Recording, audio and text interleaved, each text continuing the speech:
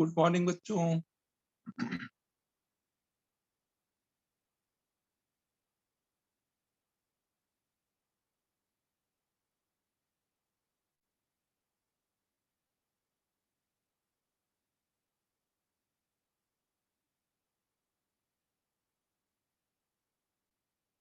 कल हम लोगों ने ये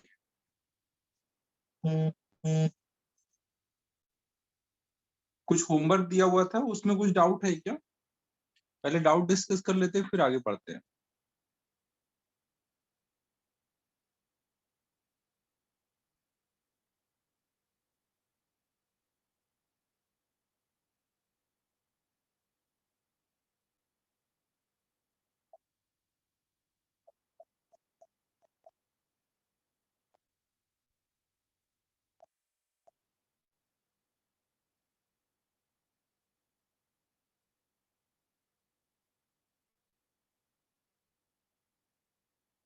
इलस्ट्रेशन 31। एक मिनट।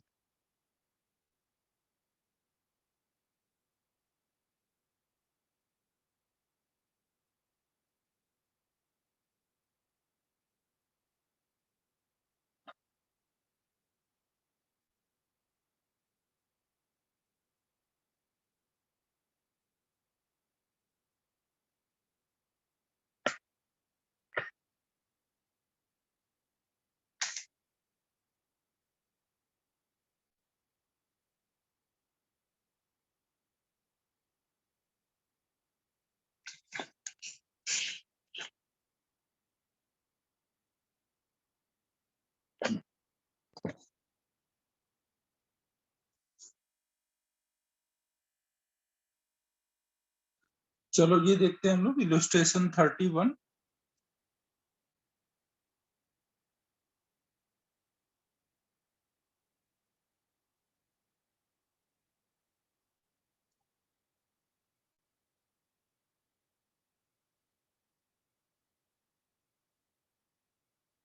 देखो ये इलस्ट्रेशन 31 क्या है? एक मिनट रुकना ना।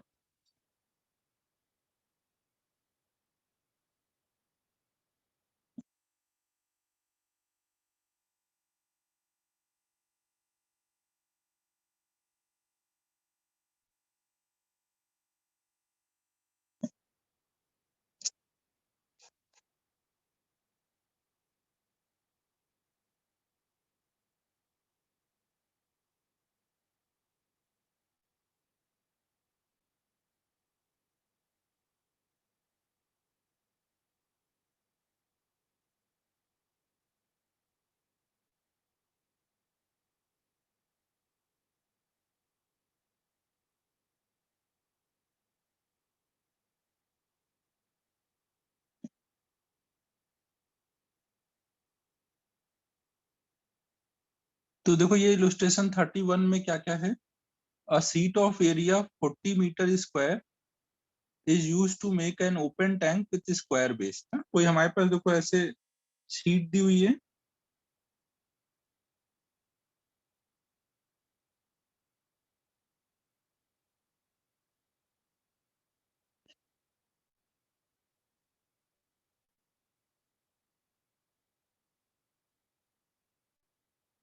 ये ऐसे हमारे पास मान लो कोई सीट है जिसका एरिया दिया हुआ है ना, और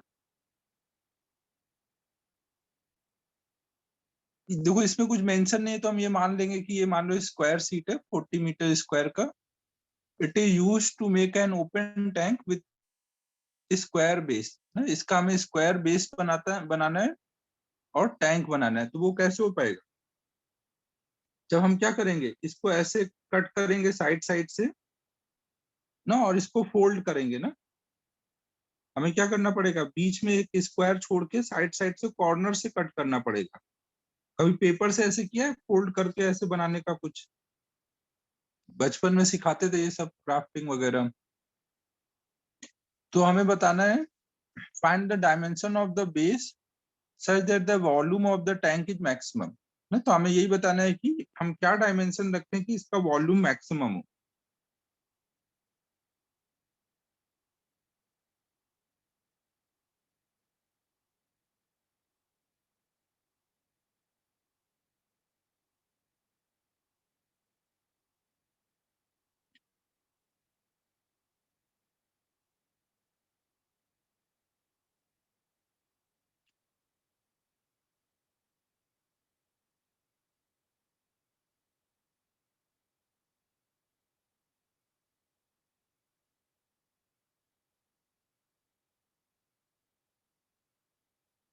देखो इसमें एक चीज ये है, जैसे इसमें बोला गया सीट ऑफ एरिया, तो आपको बता दिया गया है कि टोटल जो एरिया है सीट का कितना यूज होगा, वो आपको बताया गया ना। Sheet of area 40 metre square is use use to make an open tank ना। हमें ये नहीं बताया गया कि ये कौन सा सीट है, बस ये बताया गया कि एक सीट का कितना एरिया यूज हो रहा है to make an open tank ना। ओपन टैंक हमारा जब बनेगा तो उसमें क्या क्या हो रहा होगा,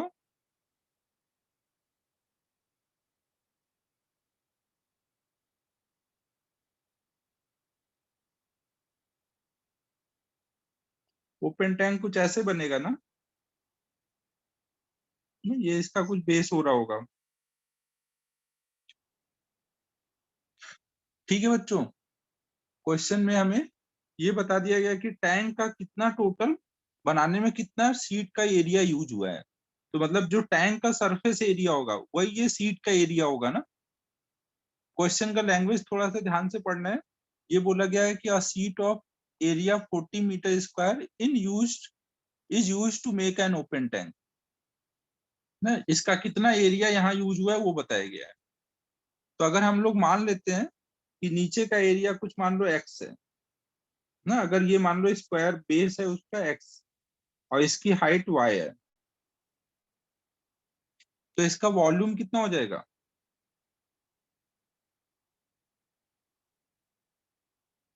इस टैंक का वॉल्यूम बताओ कितना हो जाएगा। बेस एरिया इंटू हाइट ना। बेस एरिया कितना होगा, एक्स स्क्वायर बेस होगा और हाइट कितना है वाई स्क्वायर ना। बेस एरिया इंटू हाइट, तो हम लोग यहाँ पे लिख देंगे एक्स स्क्वायर इंटू वाई। तो हमें ये वॉल्यूम मैक्सिमम चाहिए ना। ये वॉल्यूम जो है एक्स और वाई दोनों का फंक्शन है। तो अगर मैं वाई की वैल्यू भी एक्स के टर्म में लिख दूं तो फिर क्या होगा, जो वॉल्यूम होगा केवल एक्स का फंक्शन हो जाएगा। तो फिर आप मैक्सिमम मिनिमा लगा दोगे। इसमें देखो क्या है, अभी तक हम लोग आपको इक्वेशन लिख देते थे और मैक्सिमम मिनिमा निकालना रहता था। इसमें एक स्टेप और बढ़ गया है कि इक्वेशन भी खुद से लिखो।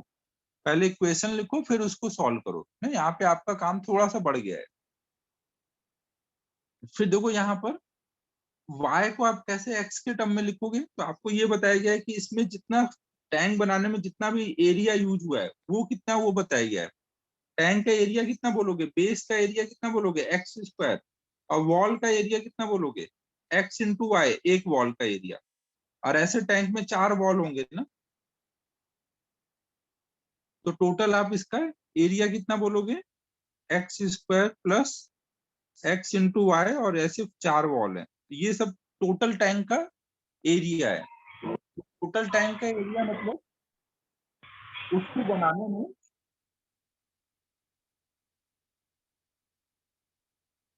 उसको बनाने में टोटल कितना एरिया ऑफ सीट यूज हुआ है वो दिया हुआ है ना। तो ये आपको बताया गया ना, ये वैल्यू कितनी है 40। तो या तो आप यहाँ से x को चेंज कर लो y में या y को चेंज कर लो x में ना, कोई एक के टर्म में ले आओ। तो यहाँ से देखो हम लोग क्या बोल सकते हैं, हम x इंटू वाई की वैल्यू एक साथ यहाँ पे डाल सकते हैं x के टर्म में। हम यहाँ लिख सकते हैं x into y equal to 40 minus x square upon में 4, ऐसे लिख सकते हैं ना। यहाँ पे देखो वॉल्यूम क्या है x इंटू एक्स वाई, तो एक्स वाई की वैल्यू डाल दो तो सारा इक्वेशन आपका एक्स के टर्म में हो जाएगा।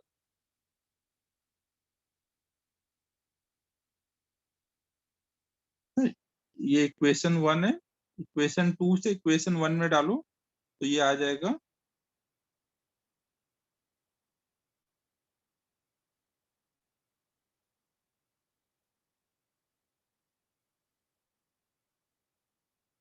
Volume equal to x.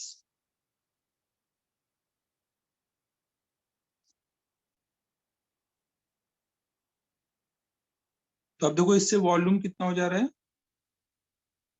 अंदर हो जाएगा ये ऐसे 40x minus x cube upon में 4।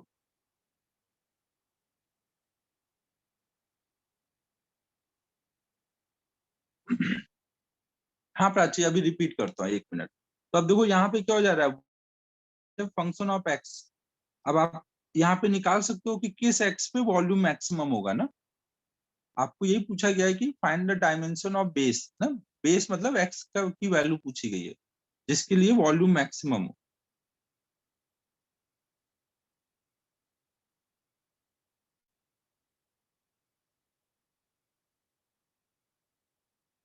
बाय 4 है केवल, नीचे बाय 4 है केवल। अब मैं एक बार रिपीट कर रहा हूँ फिर से ना, देखो हमें क्या क्या दिया हुआ था। हमें दिया था कि एक हमारे पास कोई सीट है, इस सीट को कट करके हमें एक टैंक बनाना है और इसका कितना एरिया यूज करना है वो हमें बता दिया गया ना। आप कहाँ से कट करके क्या करोगे उससे मतलब नहीं है, कितना इसका एरिया यूज होगा इस सीट का, तो वो बता दिया गया है। 40 मीटर स्क्वायर सीट का एरिया यूज करना है ना। इसको बनाने में कितना हम इसका एरिया यूज कर लेंगे, 40 मीटर स्क्वायर। जितना यूज होगा एरिया मतलब वही यहाँ टैंक का एरिया होगा ना। टैंक का एरिया मतलब जो इसके वॉल का एरिया प्लस इसके बेस का एरिया। टैंक ऊपर से ओपन है ना, हमने मान लिया कि टैंक का बेस जो है वो एक्स लेंथ का है और उसकी हाइट वाई है।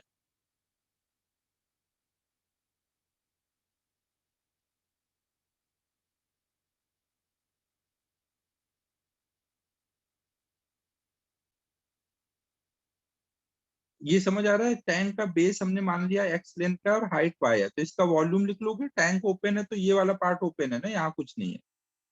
टैंक में ये कितने फेस होंगे, एक बेस वाला और 4 साइड वाले ना, 5 फेसेस हैं टोटल। तो आप टैंक का वॉल्यूम कितना बोलोगे, बेस एरिया इनटू हाइट करोगे ना तो वॉल्यूम आ जाएगा।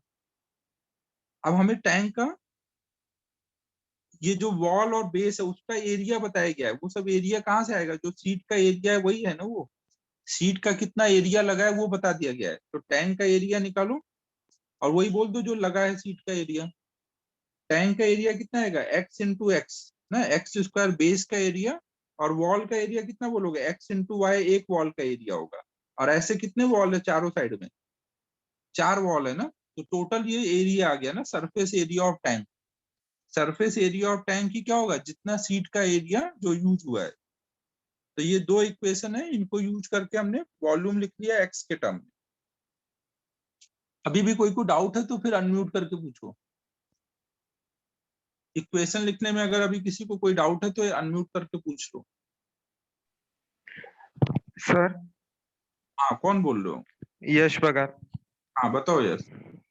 सर इक्वेशन 2 में y की वैल्यू निकालेंगे फिर सब्स्टिट्यूट करेंगे ना, एक्स वाई की वैल्यू कैसे निकालें? देख मुझे यहाँ पे क्या चाहिए, y को हटाना है, तो y को हटाना इक्वेशन है 2 तो में सर। हाँ हाँ मैं समझ जाऊँ समझ जाऊँ। इक्वेशन 1 में हमें y को हटाना था, तो ये से 2 से हम लोग क्या करेंगे, y निकाल के ऊपर रखेंगे इस वाले इक्वेशन से, यस है सर। ना। तो अब मुझे अगर y हटाना है तो मैंने सोचा x को मैं इधर लाऊंगा और फिर यहाँ रखूंगा तो कट ही जाएगा, तो उससे अच्छा सीधे x इंटू वाई ही कर लेते हैं। अगर मैं x इंटू वाई की वैल्यू लिखूंगा x के टर्म में तो y पूरा इक्वेशन x के टर्म में हो जाएगा। हाँ मुझे सर। क्या करना है, पूरी इक्वेशन x के टर्म में बनानी है ना। आप चाहे तो y की वैल्यू यहाँ से निकालो और वो रख दो, फिर वही x x कट जाएगा। ये x नीचे आएगा, यहाँ ऊपर x रहेगा, ये वाला x और नीचे वाला x कट जाएगा, एक ही बात होगी। Yes sir. तो अल्टीमेटली हमें क्या करना है, दोनों इक्वेशन का यूज करके जो वॉल्यूम है वो पूरा का पूरा x में लिख लो या पूरा का पूरा y में लिख लो, कोई एक में लिख लो ना। तो अब आपको सीधे इक्वेशन मिल गई। अब ये वाला काम जो था, इसके आगे का काम तो हम लोगों ने पता है क्या करना है। यहाँ पे बस क्या हुआ है, आपको इक्वेशन पे खुद से लिखना पड़ा जो अब तक आपको दे दिया जाता था। अब आपको बोला जा रहा है कि मैक्सिमा मिनिमा निकालो ना, तो अब आप क्या करोगे, वॉल्यूम का मैक्सिमा कैसे निकालोगे, डीवी बाई डी एक्स कर दोगे। 1/4 कांस्टेंट है ना, वो बाहर चला जाएगा। डी बाई डी एक्स आपको किसका करना है, 40x माइनस एक्स क्यूब का ना। 1/4 कांस्टेंट है ना, कांस्टेंट चाहे ऊपर मल्टीप्लाई हो या नीचे डिवीजन में हो ना, दोनों केस में वो बाहर आ जाए। अब डिफ्रेंशिएट कर देंगे इसको, 40x का करोगे तो 40 आएगा और x क्यूब का करोगे तो 3x स्क्वायर आएगा ना। अब इसको क्या करोगे, पहले डिफ्रेंशिएशन करने के बाद हम क्या करते हैं, मैक्सिमा मिनिमा में उसको जीरो से इक्वेट करते हैं ना। जीरो से इक्वेट करोगे तो यहाँ पर x की वैल्यू आ जाएगी 40/3 का अंडर रूट ना, x आ गया अब आप चाहे तो इसको दोबारा डिफ्रेंशिएट कर लो, तो उससे आप देखोगे कि ये निगेटिव आएगा, क्योंकि आपको मैक्सिमा चाहिए ना। अब x पता चल गया, तो x की वैल्यू यहाँ पे ऊपर डाल दोगे तो वॉल्यूम की मैक्सिमम वैल्यू आ जाएगी। आपको बस ये डायमेंशन बताना था ना, इसी डायमेंशन पे आपका वॉल्यूम मैक्सिमम होगा। आप इसको एक बार और डिफरेंशिएट कर लो, फर्स्ट डेरिवेटिव जो आया है, तो ये भी पता चल जाएगा कि निगेटिव है या नहीं, मैक्सिमा है या नहीं।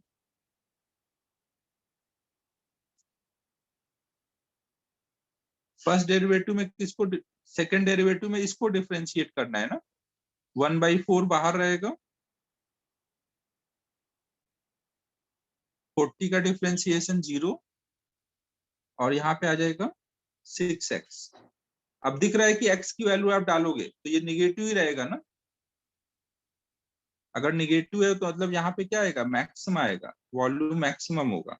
किस x पे मैक्सिमम है, ये यही हमें बताना था ना कि बेस का जो x साइड लेंथ होगा वो कितना होगा, बेस मतलब x। कुछ समझ आया बच्चों? इलस्ट्रेशन 31 में क्या दिक्कत हो गई थी कि इक्वेशन आपको खुद से लिखना पड़ा। दिक्कतें जिंदगी की बढ़ती जा रही हैं ऐसे ही, समझो ना। पहले क्या था, आपको बोला गया मैक्सिमम मिनिमम निकालना सीख लो, अब बोला जा रहा है कि इक्वेशन भी खुद ही लिख लो और फिर सॉल्व कर लो। समझो ना क्या चल रहा है तुम लोगों के साथ। अबे बच्चों कुछ बोलोगे, समझ आया है नहीं?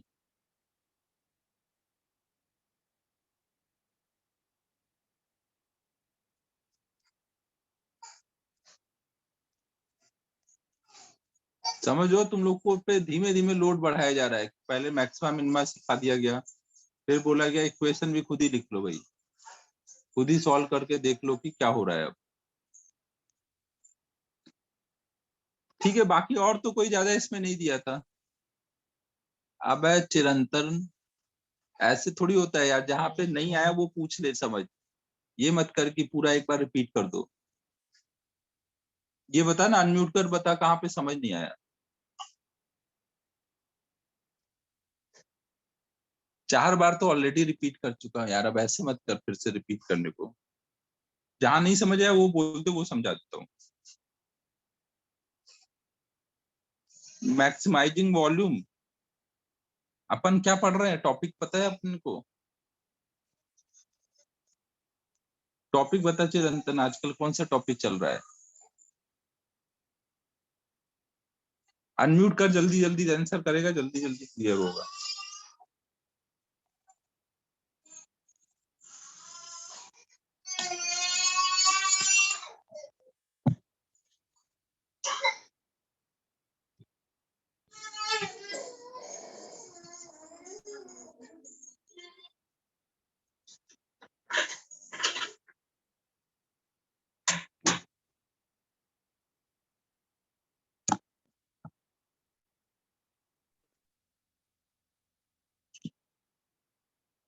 जो देखो हम लोग मैक्सिमा मिनिमा पढ़ रहे हैं ना, और उसमें क्या बात है, इलस्ट्रेशन 31 भी पढ़ रहे हैं, तो इसमें तो जरूरत नहीं थी, इसमें तो ऑब्वियस है कि मैक्सिमा ही आएगा इस बी पे, फिर भी चेक करना अगर हो तो इसलिए बताया। तो देख, मैक्सिमा मिनिमा में हमने क्या पढ़ लिया है, मैक्सिमा मिनिमा में हमने ये पढ़ लिया कि अगर हमें ऐसे कुछ इक्वेशन आ जाए, एक बार आपने इक्वेशन लिख ली, तो मैक्सिमा मिनिमा के 2 स्टेप हमने पढ़े थे ना। स्टेप क्या क्या थे? एक स्टेप में एक बार डिफरेंशिएट करके 0 से इक्वेट करोगे तो उससे x की वैल्यू आएगी, और दूसरी बार इसी को डिफरेंशिएट करके आप x की वैल्यू डाल के चेक करोगे, अगर निगेटिव आएगा तो वहां मैक्सिमा होगा। ये सब बात समझ आ रही है चिरंतन?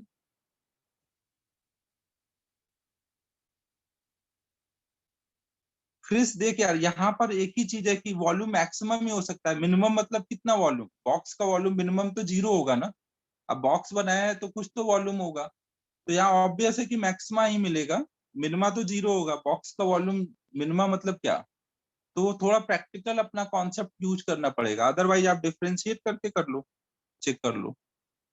क्रिस समझ आ रहा है मैं क्या बोल रहा हूँ? क्रिस, चिरंतन,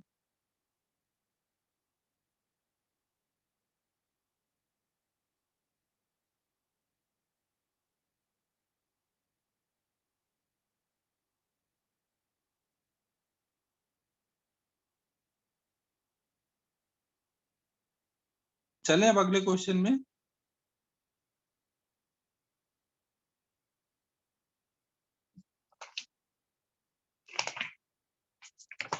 एक्सरसाइज 1 का, हाँ नोट कर लो, नोट कर लो।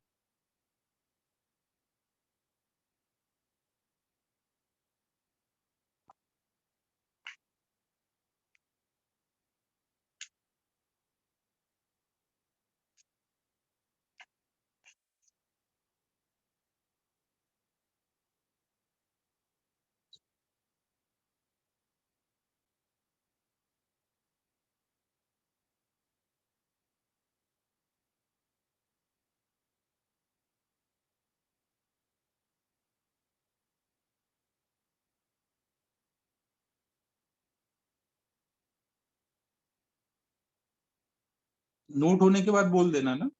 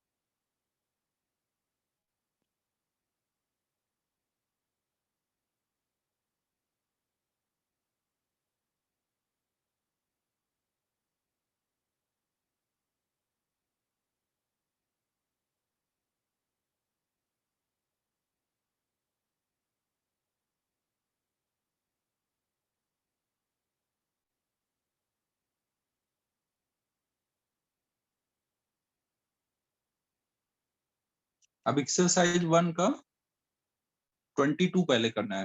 एक्सरसाइज 1 का 22 देखो। तो इसमें बोला गया कि minimum value of x minus A into x minus B. ना आपको ये बोला गया कि मान लो ये जो पूरी वैल्यू है उसको कुछ y मान लो, तो x माइनस ए और x माइनस बी ना, इसकी वैल्यू मैक्सिमम या मिनिमम चाहिए, इसका मतलब y की चाहिए ना। आपने मान लिया कि ये पूरी वैल्यू y है, तो इसकी मिनिमम मतलब y की मिनिमम वैल्यू चाहिए।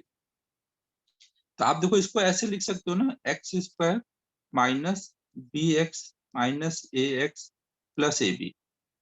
मतलब आपको y इक्वल टू क्या दिया है, x square minus A plus B into x plus A B ना, ये दिया है ना। तो अब आपको y की मिनिमम वैल्यू चाहिए। तो स्नेहल इसमें क्या हुआ है, देखो a और b इसमें जो होते हैं वो सब कांस्टेंट्स होते हैं ना। वहां पे कोई नंबर लिख सकते थे 3 4 5 कुछ भी, अभी a और b लिखा है। तो अब ये तो सिंपल वही है, क्वाड्रेटिक इक्वेशन दी है, आपको मैक्सिमम मिनिमम करना है। तो आप क्या करोगे, एक बार डिफरेंशिएट कर दो, dy बाई डी एक्स करोगे तो कितना आएगा 2x minus A plus B, बाहर आएगा x का डिफरेंशिएशन 1। ए और बी केवल कांस्टेंट है ना, केवल कांस्टेंट का डिफरेंशिएशन 0। तो यहाँ पे आ जाएगा 2x minus A plus B. अब आप क्या करो, इसको 0 से इक्वेट कर दो, तो इससे x की वैल्यू आ जाएगी a प्लस बी बाई 2। तो इसी x पे मैक्सिमा या मिनिमा होगा। अब आप अगर इसको दोबारा डिफरेंशिएट कर दो, फर्स्ट डेरिवेटिव को अगर दोबारा डिफरेंशिएट करोगे तो क्या मिलेगा, d2y बाई dx2। दोबारा डिफरेंशिएट करोगे तो 2 मिलेगा ना, 2 मतलब पॉजिटिव, पॉजिटिव मतलब वहां पे मिनिमा है। तो आपको मिनिमा वैल्यू चाहिए, तो अब क्या करोगे, इसकी मिनिमा चाहिए, y की मिनिमा चाहिए, तो ये वाला x यहाँ पे डाल दो, तो उससे y की मिनिमम वैल्यू आ जाएगी। कर लोगे स्नेहल? सिद्धि डायरेक्ट मैसेज नहीं चलेगा, चैट टू एवरीवन ही करो। स्नेहल हो जाएगा, x की वैल्यू डाल दो तो मिनिमम वैल्यू ऑफ y मिल जाएगी। नेक्स्ट अब हमें देखना है 24 और 25 ना। एक्सरसाइज 1 का 17 भी है।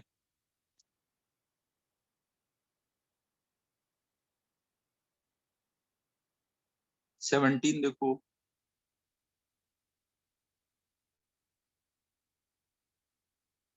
17 में देखो क्या बोला गया है, if the rate of change of area of circle is equal to rate of change in its radius then the radius is, आपको देखो बोला गया है, अच्छा हाँ कॉपी कर लो।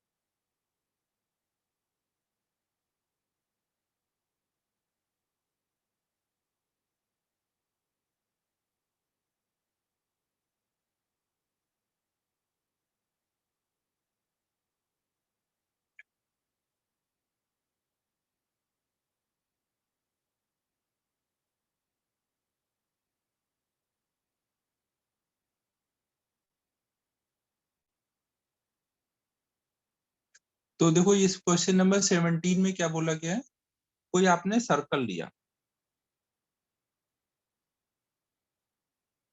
मान लो आपने एक सर्कल लिया,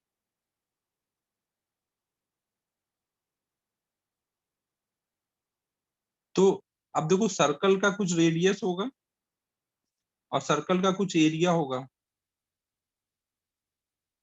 तो क्वेश्चन में बोल दिया गया है कि rate of change of area, rate of change of area मतलब डीए बाई डी टी ना, मान लो टाइम के साथ रेडियस और एरिया दोनों चेंज हो रहे हैं, तो d A by d t rate of change of area हुआ, और rate of change of radius मतलब d r by d t. ये दोनों अगर आपस में इक्वल है, बोल दिया गया है ना, क्वेश्चन नंबर 17 अच्छे से पढ़ो भाई। If the rate of change in the area of circle is equal to rate of change in its radius then radius is, समझ आ रहा है क्या इक्वल दिया है। तो आपको आर की वैल्यू बतानी है, तो आप क्या करोगे, इस वाली इक्वेशन को दोनों साइड में टी के रिस्पेक्ट में डिफरेंशिएट कर दो। इसको जब दोनों साइड डिफरेंशिएट करोगे तो क्या आएगा, d A by d t equal to d by d t pi r square. Pi क्या होता है, कांस्टेंट होता है, वेरिएबल होता है।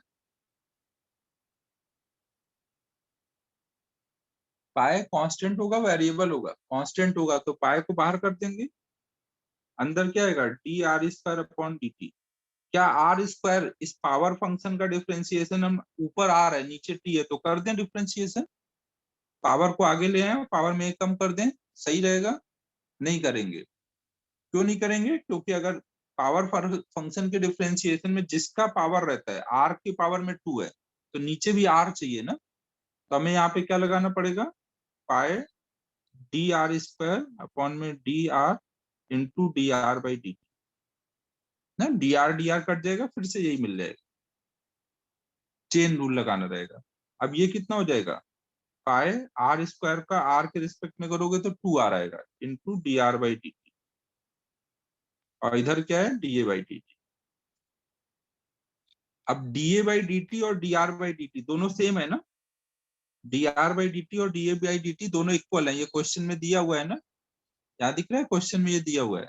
तो आप क्या बोलोगे, ये वाले टर्म आपस में कट जाएंगे तो हमें क्या मिल जाएगा, 1 इक्वल टू 2 आर पाए, तो आर इक्वल टू आ जाएगा 1 अपॉन 2 पाए।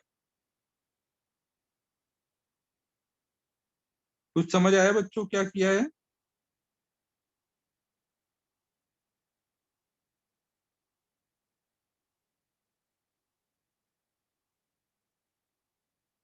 नोट कर लो ये, फिर अगला डाउट देखते हैं।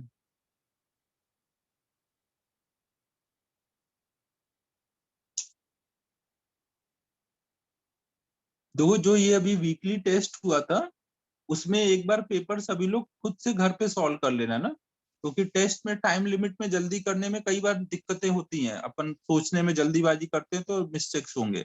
एक बार घर पे करोगे तो आपको आइडिया लगेगा कि हाँ आपको आता था और कहाँ पे आपने मिस्टेक की, तो आप उसके अकॉर्डिंग अगली बार एग्जाम में इम्प्रूव कर पाओगे ना। सभी लोग एक बार घर पे पेपर, जो भी क्वेश्चन अगर रॉन्ग हुए हैं तो एक बार घर पे ट्राई कर लो, जिनके ज्यादा रॉन्ग हुए एक बार पूरा पेपर ही घर पे ट्राई करो फिर से, टाइम बिना लगाए हुए।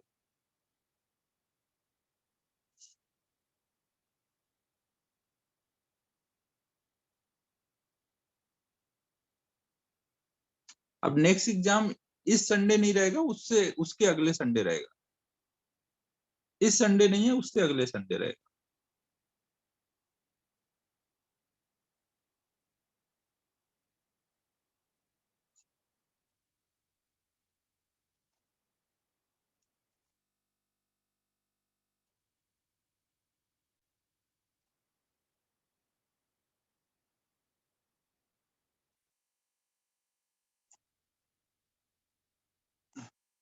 नोट हुआ? अगला प्रॉब्लम स्टार्ट करें।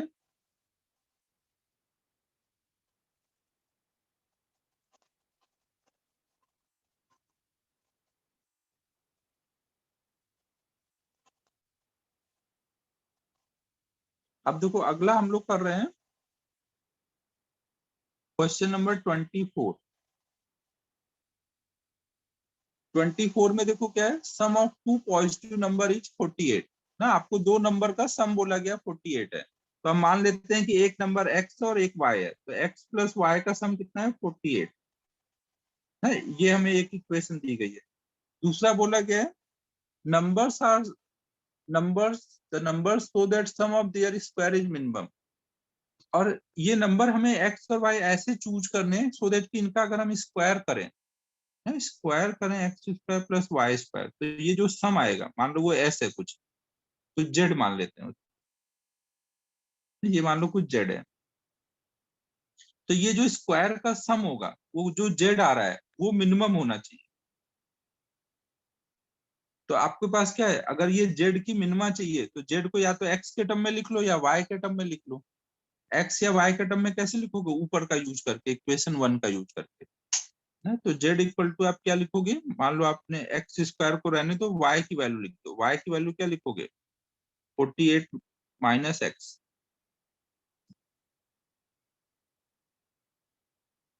ना। y की जगह मैंने ऊपर से वैल्यू डाल दी। अब ये z जो है स्क्वायर का सम, ये पूरा पूरा अब किस में हो गया है, पूरा पूरा x के टर्म में हो गया ना। अब आपको इसकी मिनिमम वैल्यू चाहिए ना, स्क्वायर हमारा मिनिमम होना चाहिए। आप चाहो तो इसको और ओपन कर लो या यहीं पे डिफरेंशिएट कर दो।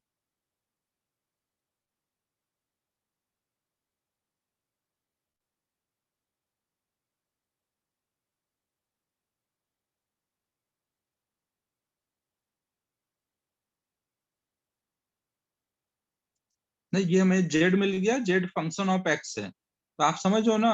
बस आपका काम बढ़ा दिया गया है। अभी तक आपको बस यहाँ पे मैं दे देता था, तो आप सीधे सॉल्व कर देते थे। अब आपको यहाँ तक खुद से पहुंचना है, फिर आगे करना रहेगा। समझो, अब Z is a function of x, तो जेड का मिनिमा चाहिए। अब आगे का तो क्या करना है आपको पता ही है। एक बार डिफरेंशिएट करोगे D Z by d x, तो ये कितना आ जाएगा, 4x माइनस 96 ना। डिफरेंशिएशन तो सबको पता ही होगा। अब इसको हमें जीरो से इक्वेट कर लेना है। जीरो से इक्वेट करूंगा तो x की वैल्यू कितनी आएगी, 24। फिर इसको एक बार और डिफरेंशिएट करो तो 4 आएगा। 4 मतलब यहाँ पे मिनिमा है ना, मतलब इस x पे मिनिमा आएगा। मतलब x अगर 24 होगा तो y भी कितना होगा, x प्लस वाई का सम 48 था। अगर x 24 हो गया तो y भी 24 होगा। मतलब दोनों नंबर कौन से हुए हमारे, दो नंबर का सम 48 था। दोनों नंबर हमें कौन से लेने हैं, तो x को भी 48 24 लेना है और y को भी 24 लेना है। तो उस टाइम पे इनके स्क्वायर का सम मिनिमम होगा। कुछ समझ आ रहा है बच्चों? आपका बस एक स्टेप बढ़ा दिया गया है, बाकी और कुछ नहीं है प्रॉब्लम में।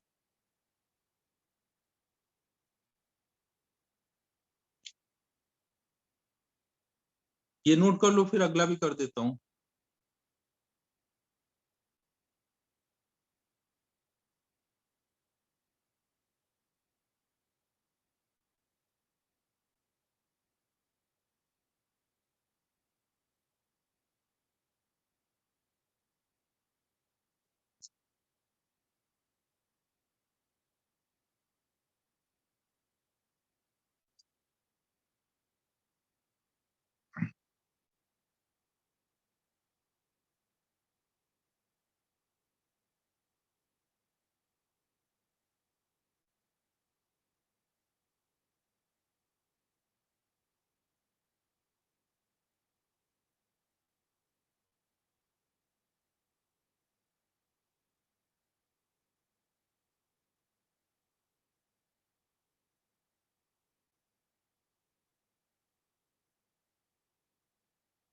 25 देखते हैं अब।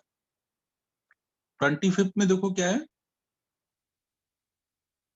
सम of two number is 16 if their product is maximum then numbers are ना। आपको ऐसे दो नंबर बताने हैं जिनका सम 16 हो और उनका प्रोडक्ट मैक्सिमम हो। तो दो नंबर मान लो एक्स और वाई है, तो एक्स और वाई का सम कितना दिया है 16, और उनका प्रोडक्ट मैक्सिमम चाहिए। प्रोडक्ट को पी लिख देते हैं, तो प्रोडक्ट मतलब एक्स इंटू वाई। तो ये पी की वैल्यू हमें क्या चाहिए, मैक्सिमम चाहिए ना। तो अब पी को हमें क्या बनाना पड़ेगा, या तो एक्स या वाई का फंक्शन बनाना पड़ेगा ना। या तो एक्स के टर्म में लिख लो या वाई के टर्म में लिख लो। तो अब आप क्या क्या करोगे, ऊपर से लिखोगे। अब तो आपको समझ आ ही गया होगा कि क्या करना चाहिए। यहाँ पे हम y को हटा करके x के टर्म में लिख लेते हैं, तो हम इसको ऐसे लिख देंगे, y को ऊपर से लिख देंगे तो 16 माइनस एक्स। सही है ये। तो हमारा जो प्रोडक्ट है वो कितना आ गया, 16x माइनस एक्स स्क्वायर। अब किस x पे ये प्रोडक्ट हमारा मैक्सिमम है, हमें ये निकालना है। तो हम लोग क्या कर देंगे, अब आगे का काम है वही मैक्सिमम मिनिमम लगाना। तो अब हम लोग ऐसे कर देंगे dp बाई dx, यहाँ आ जाएगा 16 माइनस 2x, और जीरो से इक्वेट करेंगे तो x की वैल्यू आ जाएगी 8। फिर इसको दोबारा डिफरेंशिएट करो, d2p बाई dx2, तो आ जाएगा -2 ना। 16 का जीरो हो जाएगा, -2x का 2 बचेगा, मतलब निगेटिव बचा। निगेटिव जहां पे आएगा वहां पे क्या रहता है, मैक्सिमा। मतलब ये प्रोडक्ट इस टाइम पे मैक्सिमा है। तो मतलब x की वैल्यू कितनी है, 8। x 8 है तो y भी कितना रहेगा, 8। चमका बच्चों।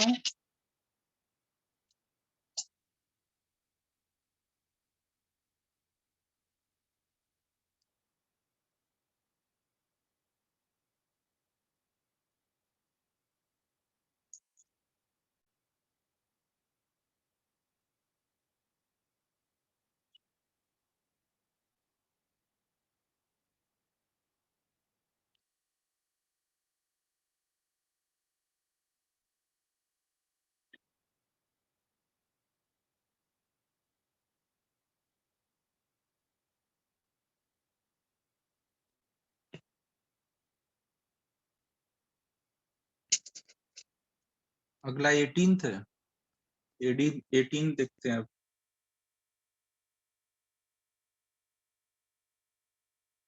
18th में देखो क्या बोला गया है,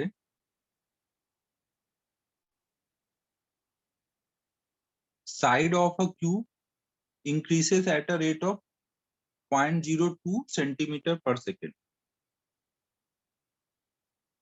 कोई ट्यूब लिया है आपने,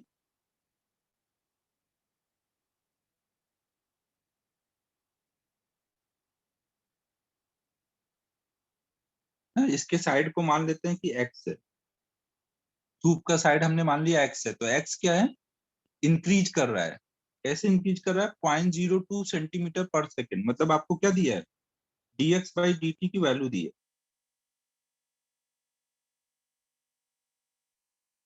आपको dx बाई dt की वैल्यू दी है। फिर आगे क्या बोला गया है, rate of increase in the surface area of the cube when the side is 5 centimetre. Surface area किस रेट से बढ़ेगा, जब x की वैल्यू 5 हो चुकी होगी। और dx बाई dt की वैल्यू हमेशा यही है, 0.02 सेंटीमीटर पर सेकेंड। तो आप क्या इस स्क्वायर का सरफेस एरिया लिख सकते हो। स्क्वायर का सरफेस एरिया बताओ कितना होगा।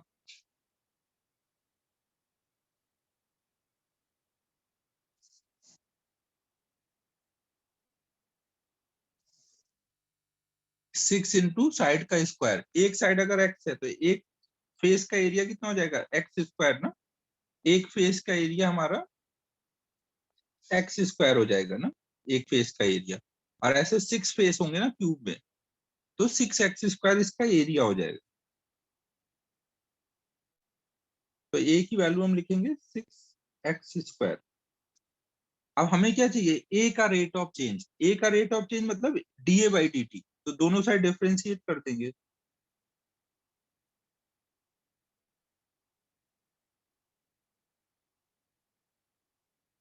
अब 6 कांस्टेंट है वो बाहर जाएगा,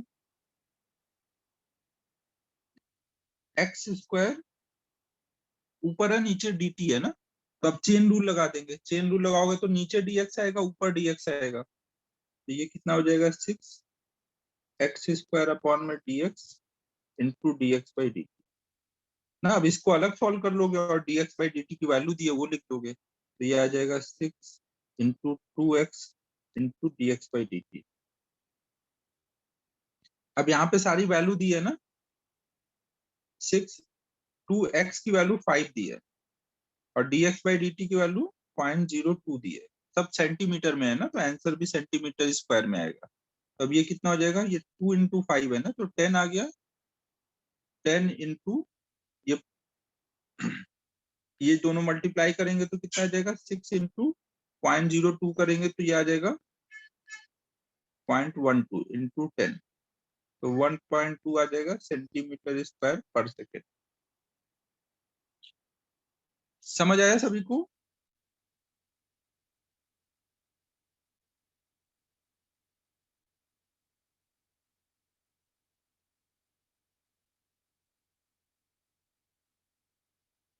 एटीन नोट कर लो।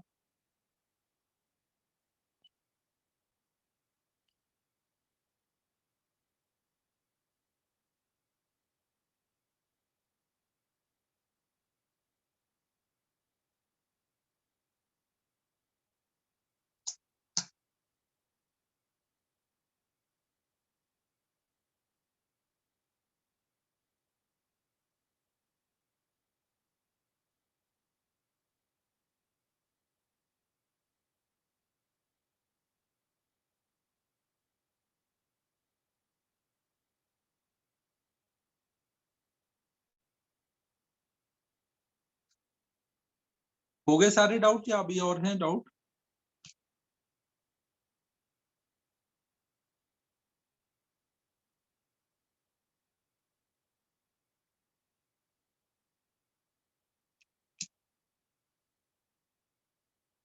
अच्छा, ग्रुप पे जो पीडीएफ डाली थी उसका थर्ड वाला, एक मिनट में क्वेश्चन चेक कर लेता हूँ कौन सा है।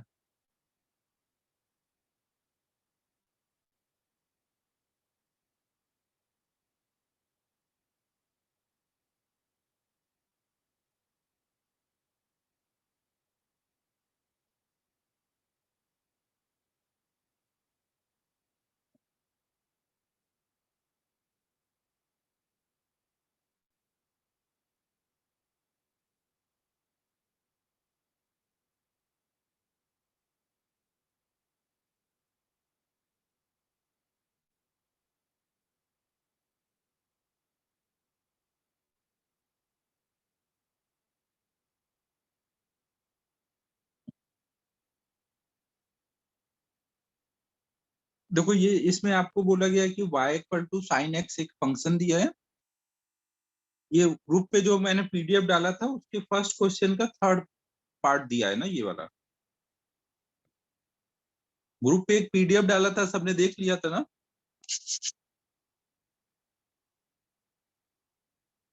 उसमें जो फर्स्ट क्वेश्चन था उसका थर्ड वाला पार्ट वाला क्वेश्चन है ये। तो साइन एक्स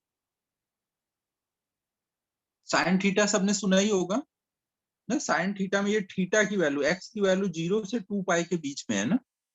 0 से 2 पाई मतलब 360 डिग्री, 0 से 360 डिग्री के बीच में एक्स की वैल्यू है। तो आपको बताना है इसकी मैक्सिमम और मिनिमम वैल्यू। सबको ये याद है ना, साइन एक्स अगर साइन 0 कितना होता है, साइन 90 कितना होता है, साइन 45 कितना होता है, ये कुछ वैल्यूज याद है क्या?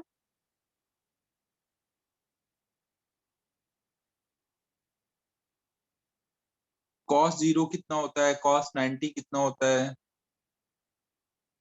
नहीं, ये सब अभी फिजिक्स में भी कराऊंगा थोड़ा बेसिक, और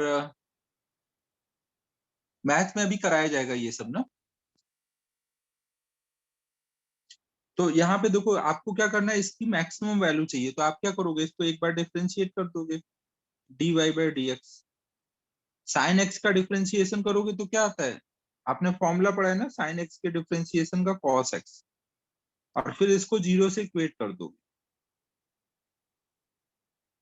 अब देखो यहाँ पर अब आपको पता होना चाहिए कि cos थीटा कब 0 होता है। cos थीटा कब 0 होता है, अगर पता है तो ठीक है, नहीं पता है तो मैं अभी बता रहा हूँ, आप याद कर लो, बाद में पता चल जाएगा ना। cos थीटा 0 कब होता है, जब x की वैल्यू 90 डिग्री हो या फिर 270 डिग्री। आप देखो x की वैल्यू कहाँ से कहाँ तक है, 0 से 360 तक है ना, तो 0 से 360 के बीच की सारी वैल्यू बतानी है ना। आपको बता दिया गया कि x की वैल्यू आप कहाँ से कहाँ तक ले सकते हो, 0 से 360 डिग्री। 2 पाई मतलब 360 डिग्री होता है ना। तो अब आपको उसके बीच में सारी वैल्यू लेनी है, तो 2 बार 0 होता है, एक बार 90 डिग्री पे भी होता है, एक बार 270 डिग्री पे भी होता है। आपको ये पता था, ये नहीं पता रहा होगा तो आप मान लो ना कि होता है। तो इन दो वैल्यू पर मैक्सिमा या मिनिमा आएगा। अब आप क्या करोगे, कौन सा कहाँ आएगा, तो उसके लिए एक बार फिर से डिफ्रेंशिएट कर दो, d2y/dx2। cos x का डिफ्रेंशिएशन का फॉर्मूला देखो, वो क्या होता है, माइनस साइन एक्स। तो अब यहाँ x की वैल्यू 2 बार डालनी पड़ेगी, एक बार 90 और एक बार 270। एक्चुअल में देखो इस क्वेश्चन में कुछ है नहीं, बस आप लोगों ने थोड़ा भी ट्रिग्नोमेट्री नहीं पढ़ा है, तो इसलिए वैल्यूज नहीं पता है, इसलिए थोड़ी दिक्कत आएगी। तो अब आप एक बार 90 डिग्री डालोगे, एक बार 270 डिग्री डालोगे। तो जब आप 90 डिग्री डालोगे ना, मान लो आपने x की वैल्यू 90 डिग्री डाली, तो उससे d2y/dx2 की वैल्यू कितनी आएगी, minus sine 90 degree. Sine 90 degree कितना होता है, 1, तो ये क्या आएगा, -1। -1 का मतलब हुआ मैक्सिमा। मतलब अगर मैं यहाँ पर 90 डिग्री डालूंगा साइन एक्स में, एक्स की वैल्यू 90 डालूंगा, तो वाई की मैक्सिमम वैल्यू मिलेगी।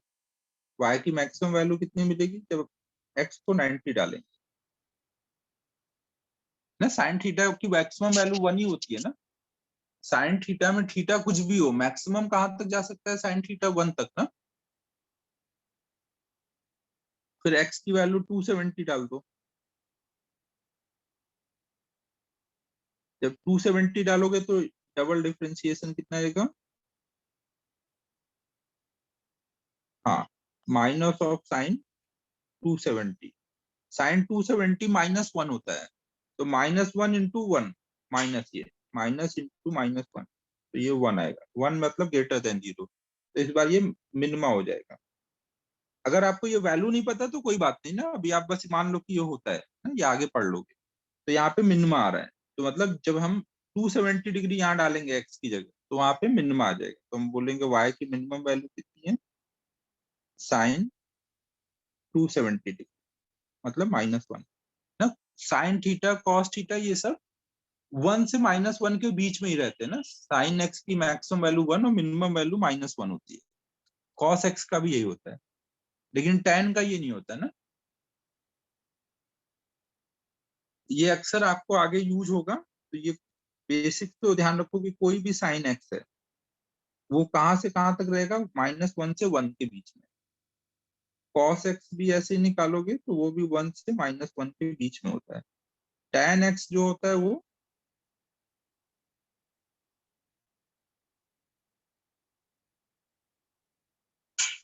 इनफाइनाइट, माइनस इनफाइनाइट से प्लस इनफाइनाइट के बीच में होता है।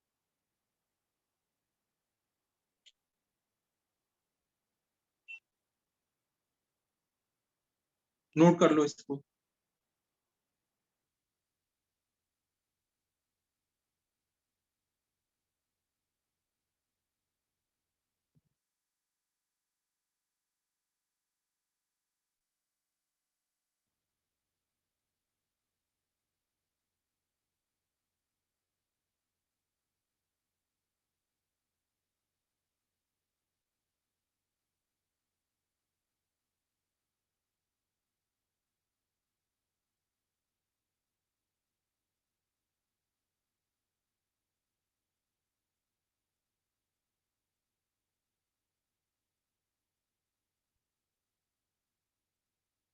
ये वाला पॉइंटर देखो आराम से दिख रहा है ना, ये छोटा है लेकिन मतलब मीडियम साइज का पॉइंटर है, तो समझाने में इसका यूज कर सकता हूँ ना। पॉइंटर देखो ये आराम से दिख जा रहा है।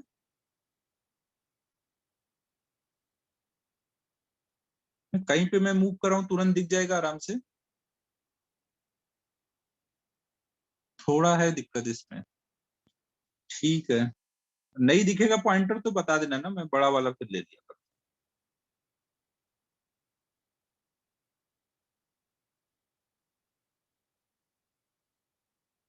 ठीक है बच्चों, अब आगे पढ़ें।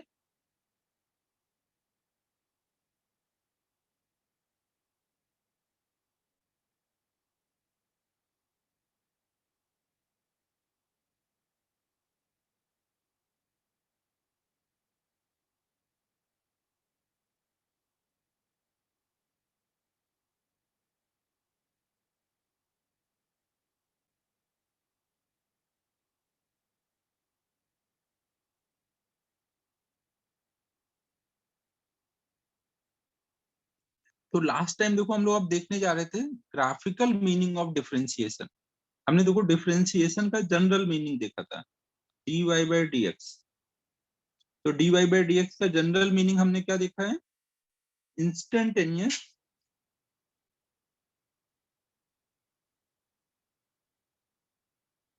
Rate of change. अब हम लोग इसका ग्राफिकल मीनिंग देखेंगे।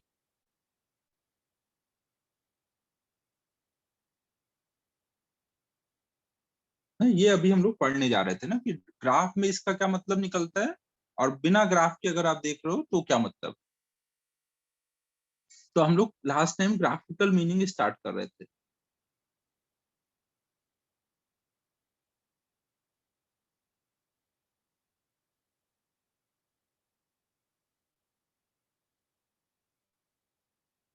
तो इसके लिए हमने क्या देख लिया था?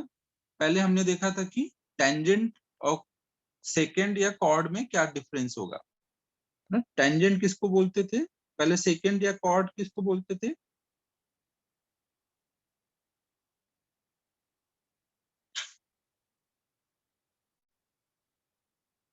ना कोई भी अगर हम ग्राफ लेते हैं तो उसके दो पॉइंट से जाने वाला ना, अगर हम दो पॉइंट ले लें, दो पॉइंट को ज्वाइन करने वाली ये जो लाइन होगी ना, इसको सेकेंड या कॉर्ड बोलते थे। और टेंजेंट के लिए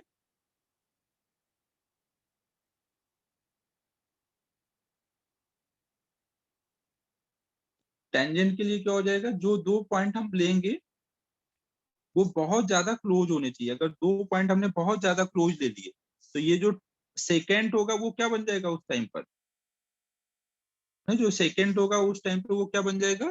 टेंजेंट बन जाएगा। टेंजेंट को हम क्या बोल सकते हैं? It is a special case of second और कॉर्ड, जिसमें दो पॉइंट जिनसे वो जा रहा है वो बहुत क्लोज टू ईच अदर है। ठीक है बच्चों, लास्ट टाइम हम लोगों ने यहां तक देख लिया था ना।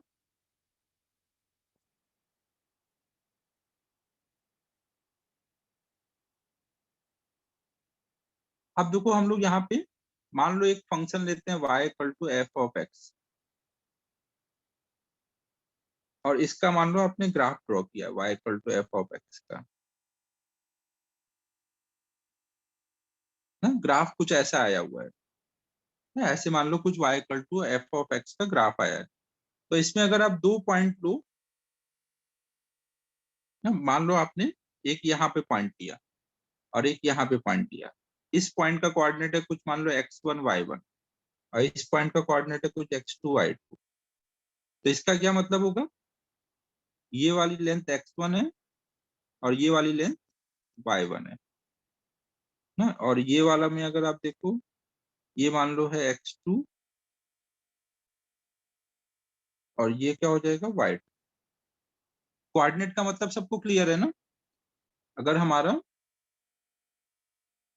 किसी पॉइंट का कोऑर्डिनेट x कॉमा y है तो x मतलब x एक्सिस के लॉन्ग x चलना पड़ेगा और y एक्सिस के लॉन्ग y चलना पड़ेगा ना। तो इसका कोऑर्डिनेट x1 y1 है, मतलब x एक्सिस के लॉन्ग x1 चलना पड़ेगा, y एक्सिस के लॉन्ग y1 ना। सेम वे में इसका x2 y2 है तो x एक्सिस के लॉन्ग x2 और y एक्सिस के लॉन्ग y2। ठीक है बच्चों, यहाँ तक क्लियर है?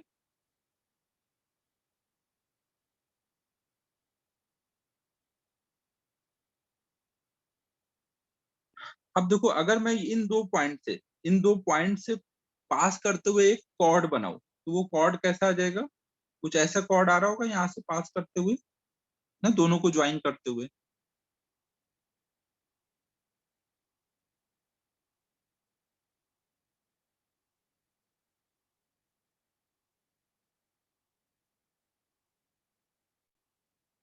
ना, तो ये हमारा एक कॉर्ड या सेकेंड हो गया। ये एक्स एक्सिस से मान लो थीटा एंगल बना रहा है ना, ये एक्स एक्सिस से अगर थीटा एंगल बना रहा है तो इसमें tan थीटा को आप क्या बोलोगे? कोई भी स्ट्रेट लाइन का, अगर कोई भी स्ट्रेट लाइन है तो उसका जो एक्स एक्सिस के साथ एंगल बनता है उसके tan को आप क्या बोलते हो? याद है सबको? कोई भी स्ट्रेट लाइन है, अगर वो एक्स एक्सिस से थीटा एंगल बना रहा है तो उसके tan को हम क्या बोलते थे? स्लोप। ना, स्ट्रेट लाइन किस दिन के लिए पढ़ाया था? आज ही के लिए पढ़ाया था ना। तो यहाँ पर tan थीटा मतलब क्या हुआ? स्लोप ऑफ सेकेंड है यहाँ पर। अब देखो ये एंगल जो थीटा होगा, अगर मैं यहां से एक ऐसे हॉरिजॉन्टल लाइन ड्रॉ कर लूं एक्स एक्सिस के पैरेलल, तो अगर ये एंगल थीटा है तो ये एंगल भी, करस्पॉन्डिंग एंगल भी क्या आएगा ना? अगर ये एंगल थीटा है तो ये करस्पॉन्डिंग एंगल भी क्या आएगा? थीटा आएगा।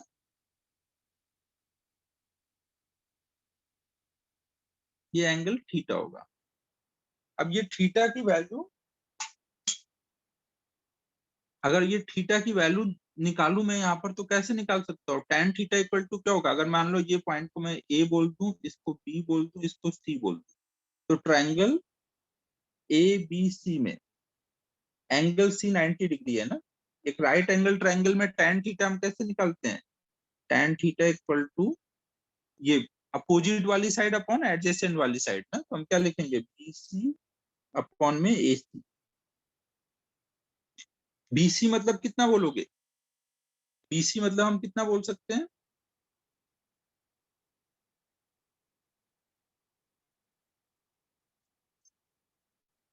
y2 माइनस y1 ना, ये पूरा y2 और इतना y1 है ना, ये y1, तो y2 माइनस y1, और AC कितना बोलेंगे? ये पूरा x2 है और ये x1 है, तो AC मतलब x2 माइनस x1। तो हम tan थीटा की वैल्यू डाल सकते हैं y2 minus y1 upon x2 minus x। y2 minus y1 को आप क्या बोलोगे? जब आप A से B गए तो y में कितने का चेंज आया है ना, A पॉइंट से जब आप B पॉइंट की तरफ गए तो y की वैल्यू y1 से y2 हो गई, तो इसको आप बोलोगे चेंज इन y। और x2 माइनस x1 क्या है? Change in x। तो इसका मतलब क्या हुआ? Delta y by delta x का अगर हम लोग मीनिंग समझे, ग्राफिकल मीनिंग, तो वो क्या बता रहा है? स्लोप ऑफ सेकेंड बता रहा है ना, ग्राफिकल मीनिंग। और वैसे जनरल मीनिंग देखे तो क्या होता है? Average rate of change. Delta y by delta x क्या होता था? Average rate of change. ये बात समझ आ रही है बच्चों? Delta y by delta x जो होगा, इसके अगर हम दो मीनिंग देखें, एक तो जनरल मीनिंग क्या रहती थी? Average rate of change of y with respect to x। और ग्राफिकल मीनिंग क्या हो जाएगी? Slope of secant. Delta y by delta x मतलब स्लोप ऑफ सेकेंड हो गया। यहां तक नोट कर लो, फिर आगे करते हैं।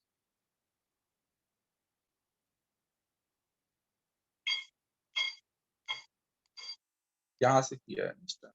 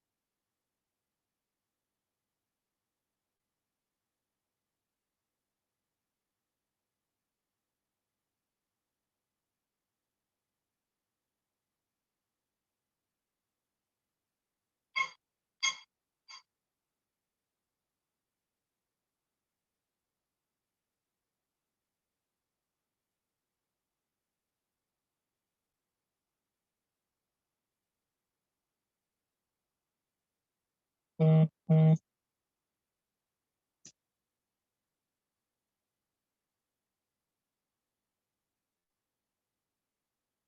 यहाँ पे एक चीज ये देखो कि अगर ये बी वाला पॉइंट ए के एकदम बगल में लेते ग्राफ पे ना, यहाँ पे बी को एकदम ए के बगल में लेते, तो जो y2 माइनस y1 आता है ये बड़ा आता है या छोटा आता? अगर b is close to a, very much close to a, तो छोटा आता ना। कितना छोटा आता? अगर आप b को एकदम a के क्लोज ले जा रहे हो, एकदम क्लोज, तो जितना ये छोटा हो सकता है इनफाइनाइटेसिमली स्मॉल आता ना, बहुत छोटा, जितना हम सोच सकते हैं उससे भी छोटा ना। इसको हम फिर dy लिखते हैं ना, चेंज को उस टाइम पे हम dy लिखते हैं। और इसको भी क्या लिखते हैं उस टाइम पे, ये x में भी जो चेंज आएगा, अगर हल्का सा एकदम b a के बगल में, तो x में भी जो चेंज होगा वो भी बहुत छोटा होगा ना, तो उस टाइम पे इसको क्या लिखते हैं, dx। और जब b और a एकदम क्लोज होंगे तो इस सेकेंड को क्या बोलते हैं उस टाइम पर? अगर b और a एकदम क्लोज है तो सेकेंड को क्या बोलते हैं, टेंजेंट ना। तो इसका मतलब उस टाइम पे क्या हो जाता है, tan थीटा की वैल्यू dy बाई dx होती, और ये जो लाइन होती है उसको टेंजेंट बोलते हैं। तो इसका मतलब क्या हुआ, dy बाई dx की ग्राफिकल मीनिंग क्या हुई, स्लोप ऑफ टेंजेंट, है कि नहीं? ग्राफिकल मीनिंग क्या हो गई, स्लोप ऑफ टेंजेंट।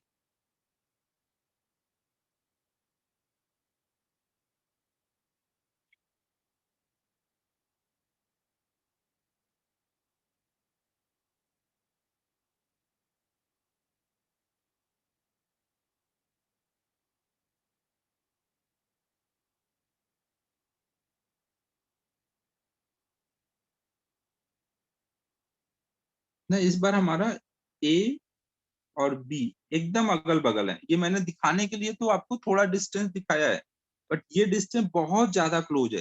कितना ज्यादा क्लोज है, कितना ज्यादा क्लोज है बच्चों? जितना आप सोच सकते हो उससे भी कम है इनके बीच की डिस्टेंस, जितना आप सोच सकते हो उससे भी कम ना। हाँ सिद्धि, सोच, एक डिस्टेंस सोच, फिर उससे कम कर दे, सोच से भी कम है।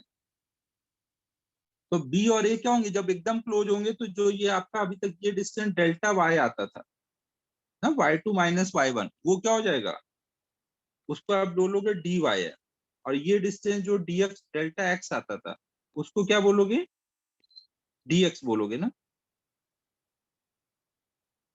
और इस टाइम पर यहाँ से जो टेंजेंट जाएगा ना, ये जो टेंजेंट जाएगा इसका जो स्लोप आएगा थीटा, tan थीटा की वैल्यू इस बार बोलोगे dy बाई dx ना। तो सेकेंड यहाँ पर टेंजेंट बन जाएगा और delta y by delta x dy by dx बन जाएगा।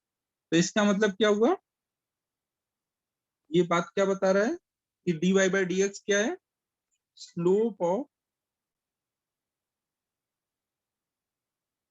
टेंजेंट है ना। यही हम लोग समझ रहे थे, ग्राफिकल मीनिंग ऑफ डिफरेंशिएशन क्या होता है, slope of tangent. dy by dx के दो मतलब हम समझ गए। एक तो इसका मतलब होता है रेट ऑफ चेंज निकालना, कौन सा रेट ऑफ चेंज, इंस्टेंटेनियस वाला।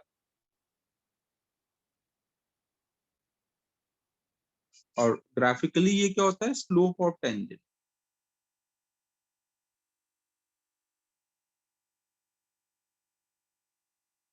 नोट करो इसको।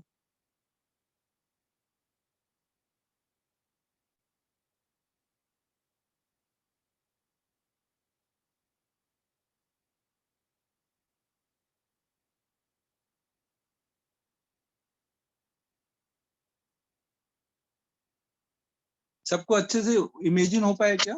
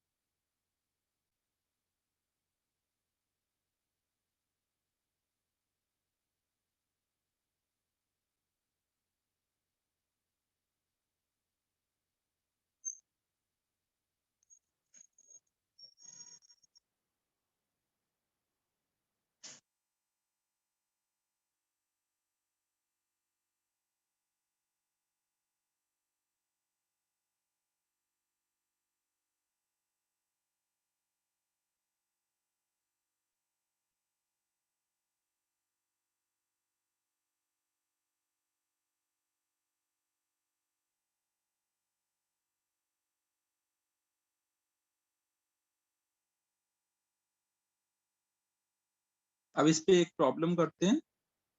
सपोज आपको एक फंक्शन दिया है y equal to x square, तो y equal to x square का अगर आप ग्राफ ड्रॉ करोगे तो पैराबोलिक ग्राफ आएगा, कुछ ऐसा करके आएगा।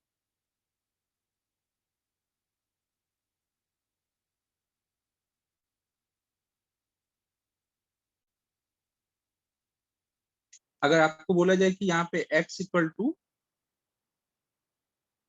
5 पर जो टेंजेंट बनाया गया उसका स्लोप बताओ, x इक्वल टू 5 पे हमने एक टेंजेंट बना दिया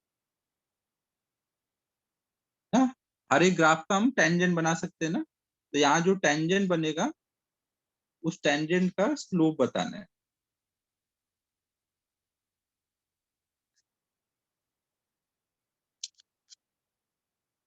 सिद्धि नींद में है क्या, कुछ भी बोल रही है।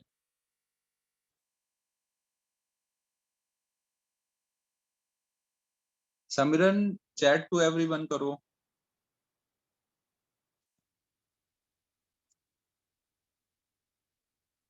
हाँ 10 आ जाएगा।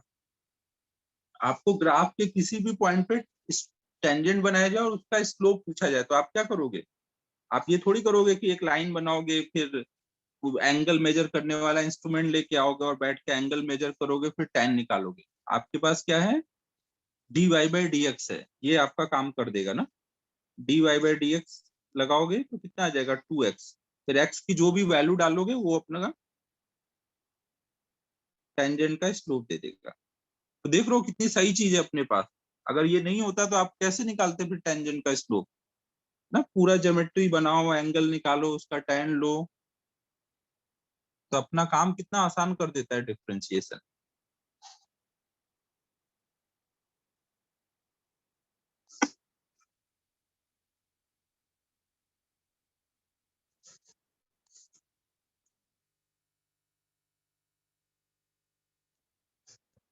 तो अब देखो ये डिफरेंशिएशन कंप्लीट हो गया है। इसका एक एप्लीकेशन अभी और पढ़ाना है, ग्राफ ड्रॉ करना, तो वो अब लास्ट में पढ़ाऊंगा। पहले इंटीग्रेशन करा देता हूँ, फिर लास्ट में हम लोग ग्राफ ड्राइंग सीखेंगे। ठीक है बच्चों, इंटीग्रेशन का यूज क्या, सॉरी डिफरेंशिएशन का यूज क्या क्या था, रेट ऑफ चेंज फाइंड करना, maxima minima, graph drawing, 3 use थे।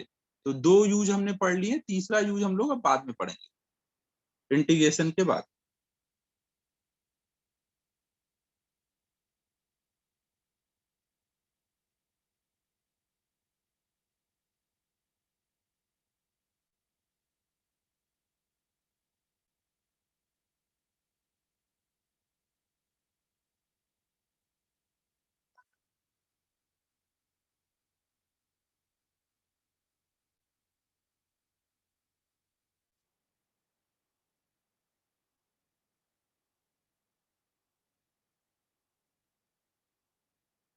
तो यूज ऑफ डिफरेंशिएशन में एक तो हमारा यूज था रेट ऑफ चेंज फाइंड करना, तो ये हमने कर लिया है। दूसरा इसका यूज था मैक्सिमा मिनिमा, तो वो भी हमने कर लिया है।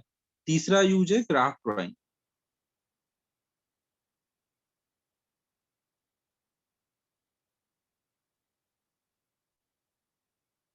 तो ये हम लोग अभी आगे करेंगे ना आफ्टर इंटीग्रेशन।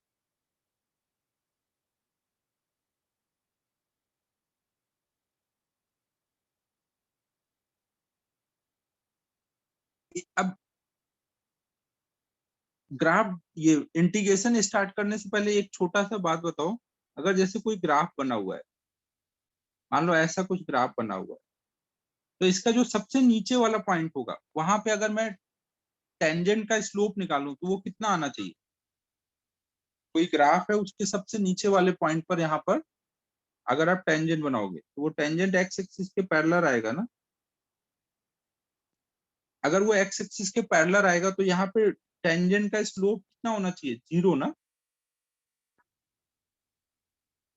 सेम वे में देखो, अगर कोई ऐसे ग्राफ बना हुआ है, यहाँ पर सबसे ऊपर वाले पॉइंट पे क्या होगा, टेंजेंट का स्लोप अगर निकालो,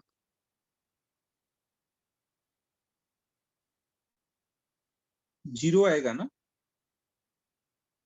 है कि नहीं? अब इसका रिवर्स सोचो, अगर मैं आपको बोलूं कि भाई कहीं पे dy बाई डी एक्स 0 है, तो इसका मतलब वहां क्या होना चाहिए, या तो मिनिमा होना चाहिए, ये क्या है यहाँ पे मिनिमा वाला पॉइंट है ना, या फिर वहां पर क्या होना चाहिए, मैक्सिमा होना चाहिए।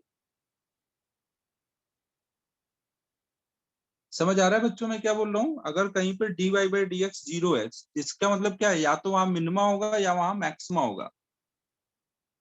पहले मैंने देखो ये चीज याद करा दी थी ना, क्योंकि उस टाइम पे ये समझाने लग जाता तो सब बाउंस करता। अब आपको ये बात समझा सकते हैं कि क्यों मैंने dy बाई डी एक्स को 0 लिखा था मैक्सिमा या मिनिमा निकालने के लिए।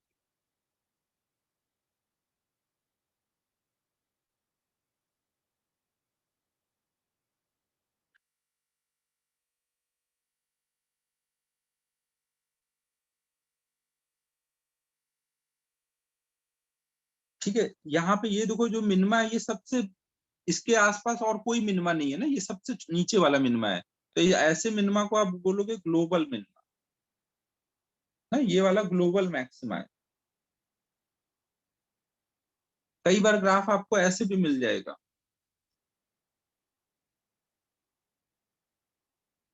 मान लो कुछ ऐसा ग्राफ मिला, ऐसे ग्राफ में क्या होगा, ये यहाँ पे जो पॉइंट है वो सबसे नीचे है, या केवल अपने आसपास के में सबसे नीचे है? इससे भी नीचे वाला ग्राफ है ना, तो यहाँ पे देखोगे तो यहाँ वाला मिनिमा को क्या बोलोगे, इस वाले को बोलोगे लोकल मिनिमा ना, और इस वाले को बोलोगे लोकल मैक्सिमा। अब लोकल मैक्सिमा हो या लोकल मिनिमा या ग्लोबल हो, हर जगह टेंजेंट का स्लोप क्या आएगा, जहां मिनिमा और मैक्सिमा होगा, जहां पे भी मिनिमा और मैक्सिमा होगा वहां पर dy बाई डी एक्स कितना रहेगा हमेशा, टेंजेंट का स्लोप तो वहां 0 ही आएगा ना। तो इसीलिए हम लोग क्या करते थे, dy बाई डी एक्स निकाल के 0 करते थे, तो वो हम उस पॉइंट पे पहुंच जाते थे जहां पर ना वो वाला हमें यहाँ से x मिल जाता था, ये वाला x निकल जाता था, यहाँ पे कौन सा x है किसके ऊपर ये टेंजेंट का स्लोप 0 है ना, तो इससे हमें वो पॉइंट्स पता चल जाते।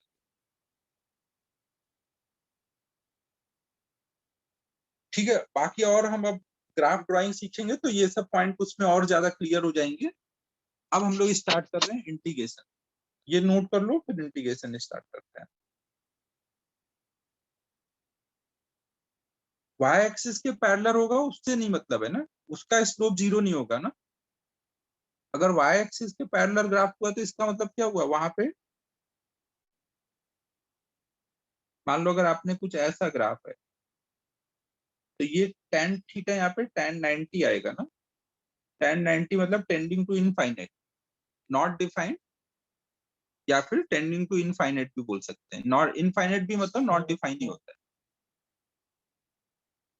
ना, तो वो 0 नहीं हुआ ना। आपको अगर मैक्सिमम मिनिमम निकालना है तो वहां पर dy बाई डी एक्स को 0 करना होगा, 0 जब एक्स एक्सिस के पैरेलल होगा। फिर समझ रहे हैं ना क्या बोल रहा हूँ, केवल स्लोप का, सॉरी टेंजेंट का स्लोप 0 कब होता है, जब वो एक्स एक्सिस के पैरेलल होगा।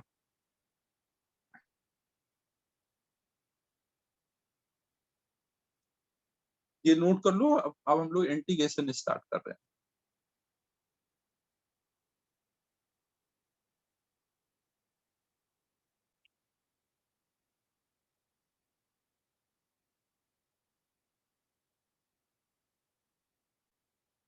इंटीग्रेशन में जो बच्चों ने पहले एक बार पढ़ा हुआ है, उन लोगों ने वो आइलेट वगैरह पढ़ लिया है, प्रोडक्ट रूल वगैरह, मेथड ऑफ सब्स्टिट्यूशन वगैरह, एसएसपी सर ने करा दिया था, सिद्धार्थ सर ने ये सब।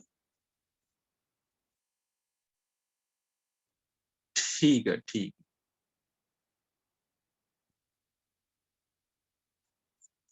चलो बस 2-3 क्लास और है, फिर इसके बाद नए टॉपिक शुरू हो जाएंगे ना। वेक्टर भी कंप्लीट हो गया था ना तुम लोगों का?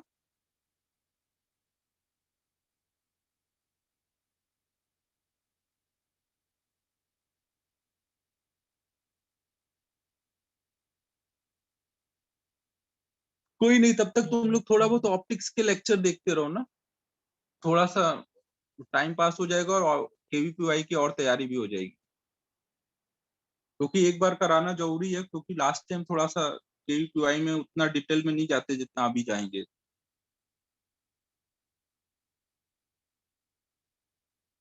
तो अब हम लोग नेक्स्ट स्टार्ट कर रहे हैं इंटीग्रेशन ना।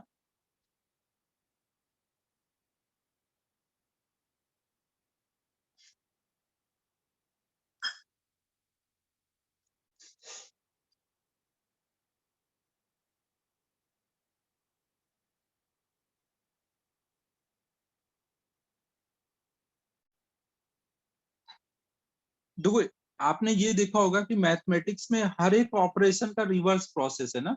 अगर एडिशन है तो एडिशन के का रिवर्स प्रोसेस सब्ट्रैक्शन बनाया गया है।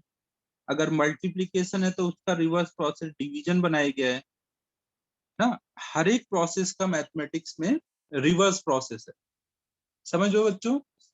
तो सेम वे में डिफरेंशिएशन का रिवर्स प्रोसेस, डिफरेंशिएशन का रिवर्स प्रोसेस इंटीग्रेशन बनाया गया है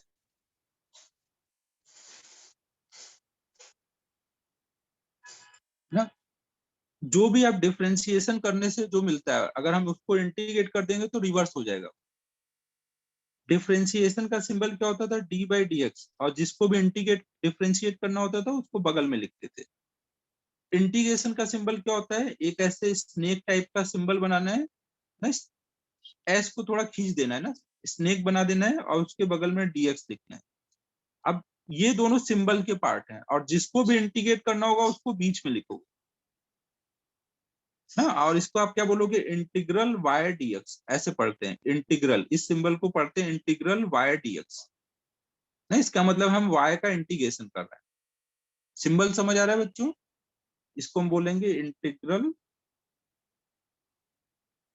वाई डीएक्स, ऐसे बोलते हैं ना। जो यहाँ पे इस इंटीग्रल और डीएक्स के बीच में होगा उसका इंटीग्रेशन कर रहे होते हैं ना। यहाँ पे वाई का इंटीग्रेशन होता है। ये दोनों पार्ट, ये दोनों आपके सिंबल के पार्ट है ना। ये स्नेक वाला और डीएक्स वाला पार्ट सिंबल के पार्ट है, और वाई का इंटीग्रेशन हो रहा है। समझ आ रहा है यहाँ पर? अब देखो, इसके जो फॉर्मूले हैं वो इस हिसाब से बनाए गए हैं कि वो उसको, जो भी आप डिफरेंशिएशन करो उसको रिवर्स कर दे। जैसे मान लो आपने एक्स क्यूब को डिफरेंशिएट किया तो ये आएगा 3x²। तो अगर मैं 3x² को इंटीग्रेट करूंगा तो ये वापस से एक्स क्यूब बन जाएगा ना, रिवर्स हो जाएगा। जहां से चले वहीं पहुंच जाओगे ना। एक्स क्यूब का डिफरेंशिएशन से ये बना था, तो इंटीग्रेट करोगे तो वापस से यही बन जाएगा। समझ आ रहा है बच्चों? अब ये कैसे रिवर्स होगा, उसके लिए रिवर्स में फॉर्मूले बनाए गए।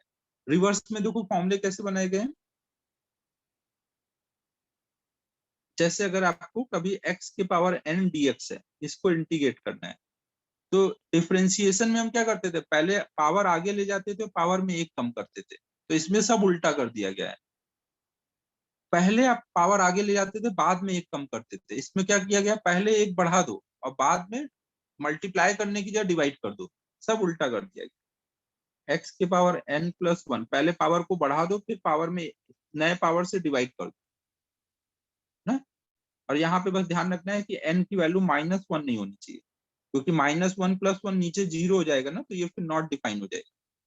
बाकी सब पावर के लिए ये फॉर्मूला लगा सकते हो ना। बस x के पावर n की वैल्यू -1 नहीं होनी चाहिए। इसका मतलब क्या हुआ? जैसे अभी मान लो यहाँ पे 3x² का इंटीग्रेशन करना है, तो 3 जो है वो कांस्टेंट है ना, कांस्टेंट तो हमेशा बाहर चला जाएगा। ऐसे लिखने का मतलब है ये बाहर है ना, इसका कुछ नहीं होगा, इसका इंटीग्रेशन होगा। अब ये फॉर्मूला लगाओ, पावर में एक ऐड करो और नए पावर से डिवाइड कर दो, तो ये वापस से कितना आ जाएगा? x³। समझ आ रहा है बच्चों? तो सारे यहाँ पे फॉर्मूले डिफरेंशिएशन को रिवर्स कर करके फॉर्मूले बना दिए गए। अब देखो, जैसे हमने डिफरेंशिएशन में पहले फॉर्मूले देखे थे और रूल देखा था, सेम वे में हम इंटीग्रेशन में पहले फॉर्मूले देखेंगे और रूल देखेंगे, फिर उनको यूज करते हुए प्रॉब्लम सॉल्व करेंगे। ठीक है बच्चों?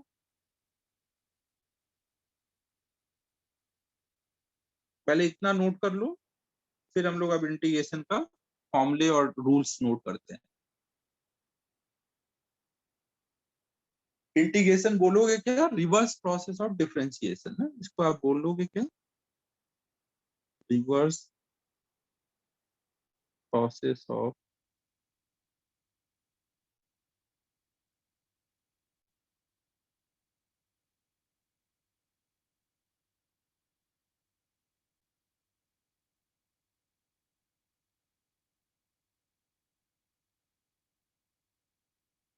इसके अलावा इसका एक और मीनिंग होता है कि आप यहाँ पे सम निकाल रहे हो। इंटीग्रेशन मतलब सम निकालना। हाँ सॉरी सॉरी, इंटीग्रेशन नहीं, डिफरेंशिएशन।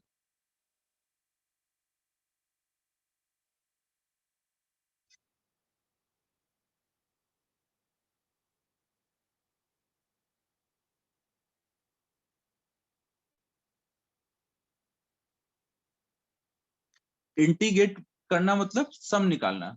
समीरन प्लस सी अभी आगे समझाऊंगा ना, अभी जब तक समझाया नहीं है तब तक प्लस सी मत बोलो।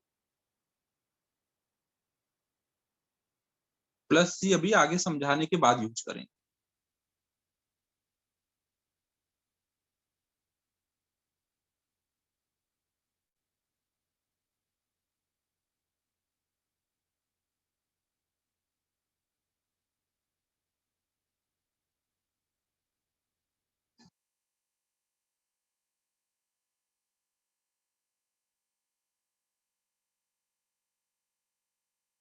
इंटीग्रेशन का मतलब और आगे भी समझाऊंगा कि सम निकालना ही होता है ना, कुछ ऐसा बहुत अलग कुछ कर रहे हैं ऐसा नहीं है ना। इंटीग्रेशन मतलब बस सम निकालना है। यहाँ पे डीएक्स मतलब सिंबल है ना, इंटीग्रल वाला वो स्नेक वाला, और डीएक्स ये दोनों सिंबल के पार्ट हैं।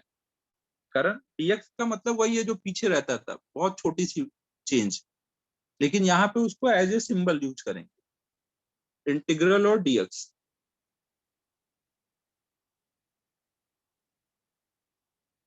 अच्छा नॉट, हाँ अरे यार क्या हो रहा है यार, आज लग रहा है मैं ही नींदों में। n should not be equal to -1।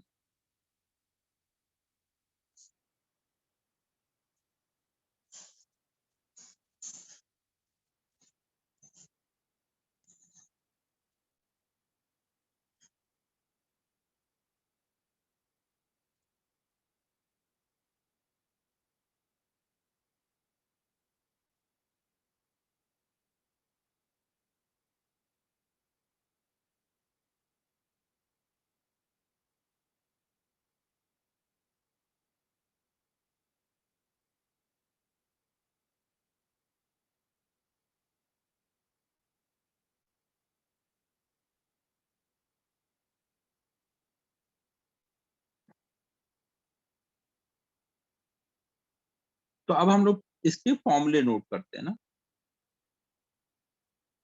सारे फॉर्मूले आप रिवर्स कर करके सोच सकते हो ना।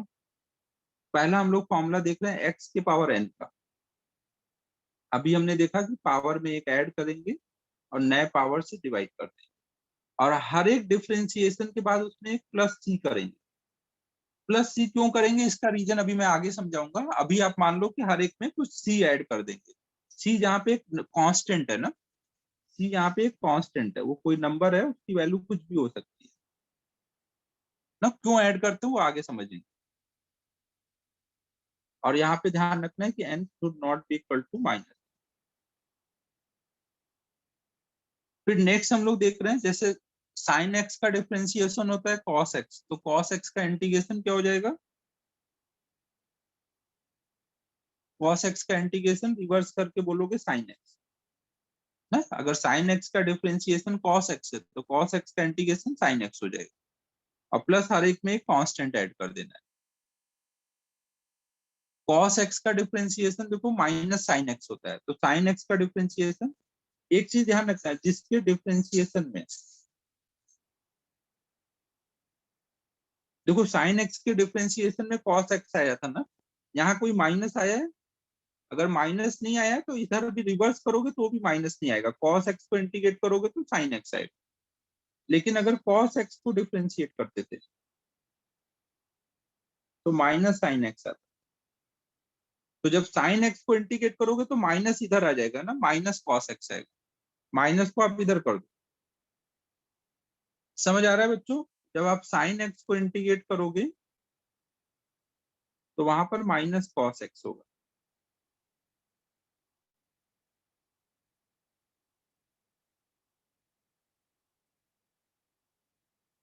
ठीक है, जिस डिफरेंशिएशन वाले में माइनस आता है उसके इंटीग्रेशन में भी माइनस आएगा ना, जिसमें डिफरेंशिएशन में माइनस नहीं आया तो इंटीग्रेशन में भी माइनस नहीं आएगा। फिर देखो डिफरेंशिएशन में आपने पढ़ा था tan x का डिफरेंशिएशन sec स्क्वायर x ना, tan x का डिफरेंशिएशन sec स्क्वायर x, तो अब इसको इंटीग्रेट करोगे तो आपको tan x मिलेगा। सबको बस रिवर्स कर करके लिख देते हैं ना, sec स्क्वायर x का integration tan x plus c।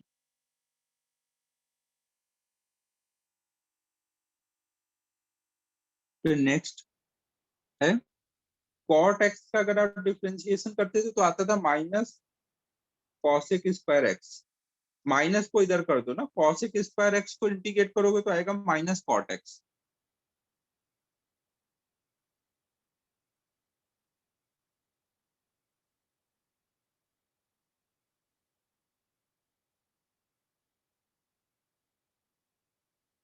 फिर sec x का डिफरेंशिएशन क्या होता था, sec x into tan x। तो अगर आप sec x into tan x का इंटीग्रेशन करोगे तो वो क्या हो जाएगा, sec x। सारे फॉर्मूले बस रिवर्स करके लिख रहा हूं ना।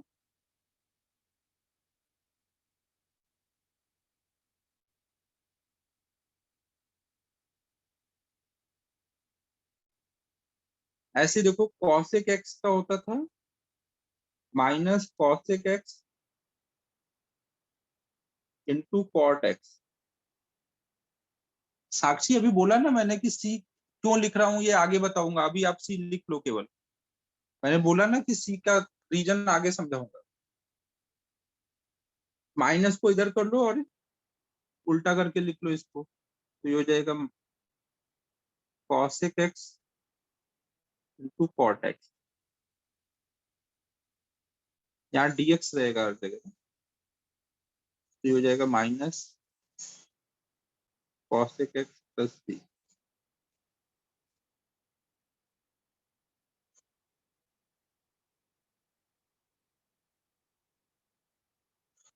फिर देखो हमने एक ये पढ़ा था कि e के पावर x का डिफरेंशिएशन e के पावर x होता है, तो उसका रिवर्स e के पावर x का इंटीग्रेशन करोगे तो भी क्या होगा,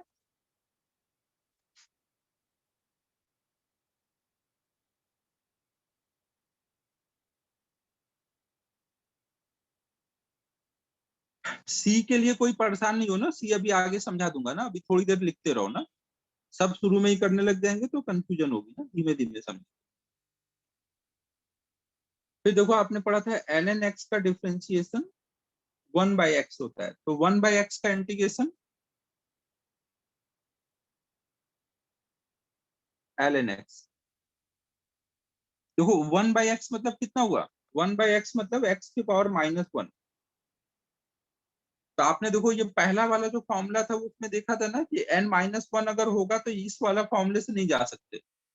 अगर n-1 हुआ मतलब x की पावर -1 अगर है मतलब 1/x, तो ये फॉर्मूला नहीं लगेगा, तो वहां पे कौन सा फॉर्मूला लगेगा, ये वाला। समझ आ रहा है? 1/x के लिए x के पावर n का फॉर्मूला नहीं लगता ना, बाकी सब के लिए लगेगा, केवल 1/x के लिए नहीं लगता। 1/x स्क्वायर होता तो भी लगा सकते हो ना, ऊपर ले जाकर के x को पावर -2 लिख करके कर सकते हो। ठीक है बच्चों, समझ आ रहा है ना?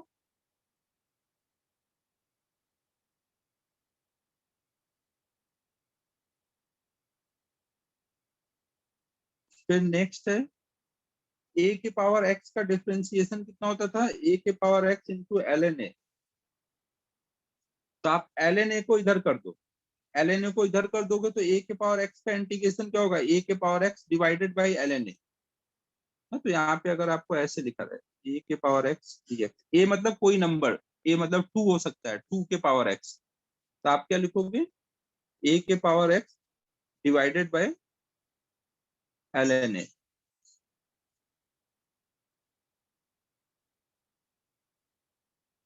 समझो ना, इस वाले पार्ट को एल एन ए को नीचे कर दिया, इसको इंटीग्रेट करूंगा तो इधर वाला मिलेगा।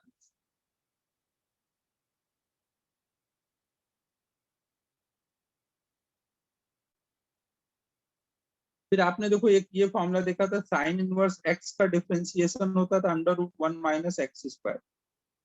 तो अगर इसको इंटीग्रेट करोगे तो मिलेगा साइन इनवर्स एक्स।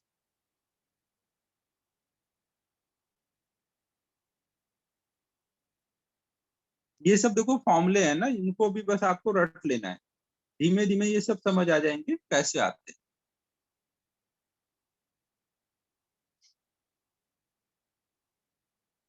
फिर देखो हमने एक देखा था, tan इनवर्स एक्स का डिफरेंशिएशन होता है वन प्लस एक्स स्क्वायर। तो अगर इसको इंटीग्रेट करूंगा तो आ जाएगा tan इनवर्स एक्स।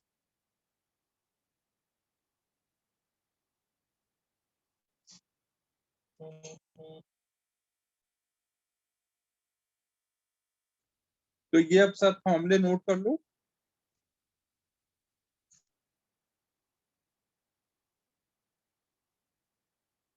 ये वाला साइड मत नोट करना ना, ये तो बस मैंने आपको समझाने के लिए रिवर्स कर करके लिखा है। ये वाला सब फॉर्मूला इस साइड का नोट कर।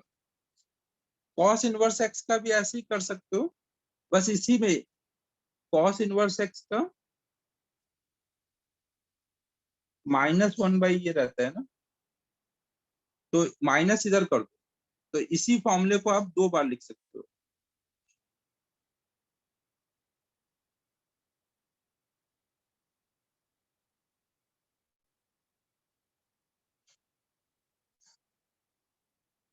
तो वो हमें ऑप्शन देख करके कौन सा आंसर है, साइन के टर्म में या कॉस के टर्म में। वन माइनस ना, one upon under root one minus x square को ऐसे भी लिख सकते हैं और ऐसे भी लिख सकते हैं।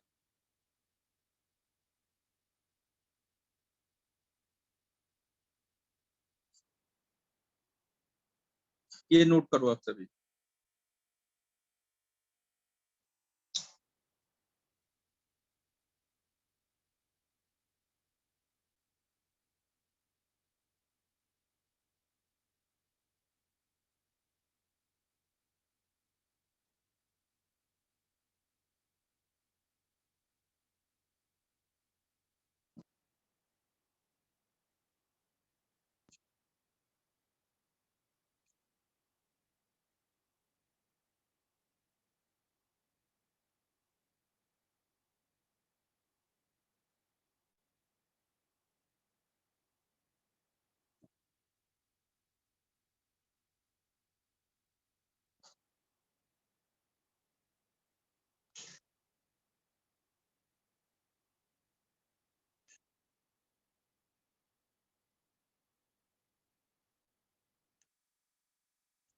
जानवी, अभी जितने लिखे गए हैं फॉर्मूले उतने ही है ना, उसके अलावा जो रहेंगे वो सब अपन सीखेंगे।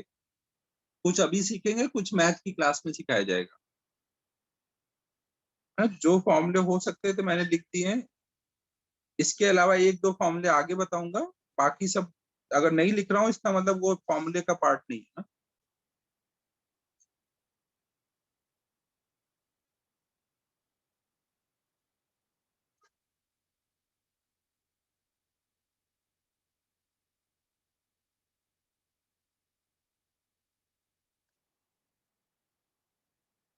हाँ अभी समझाता हूँ, सिर्फ ये नोट कर लो पहले फिर समझा।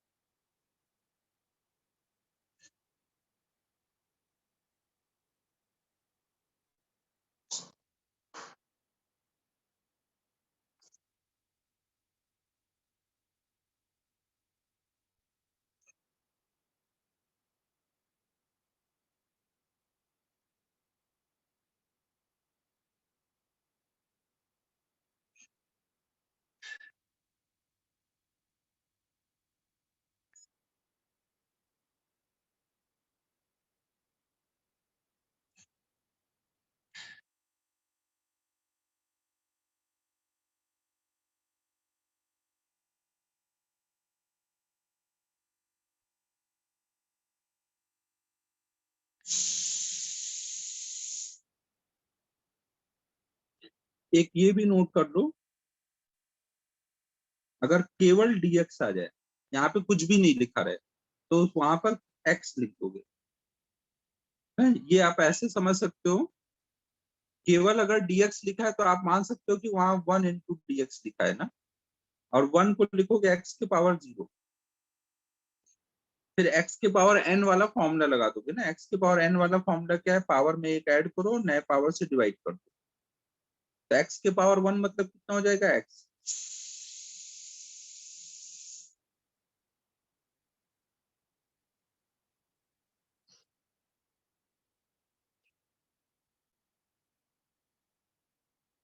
ठीक है, यहां तक सबको क्लियर है।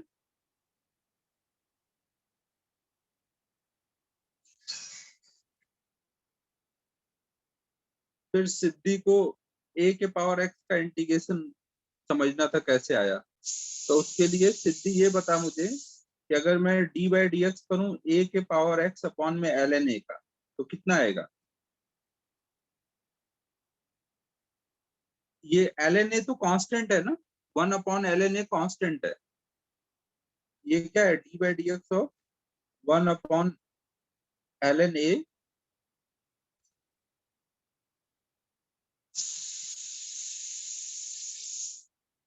ऐसे है ना, तो ln a तो बाहर चला जाएगा, d/dx ऑफ a के पावर x। a के पावर x का डिफरेंशिएशन कितना होता है, a के power x into ln a, तो ये दोनों कट जाएंगे, क्या आ जाएगा,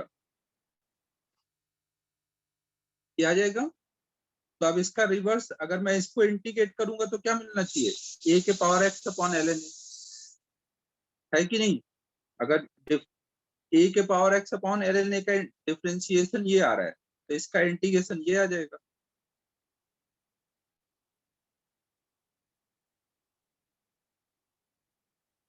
ठीक है बच्चों, समझ आ गया है।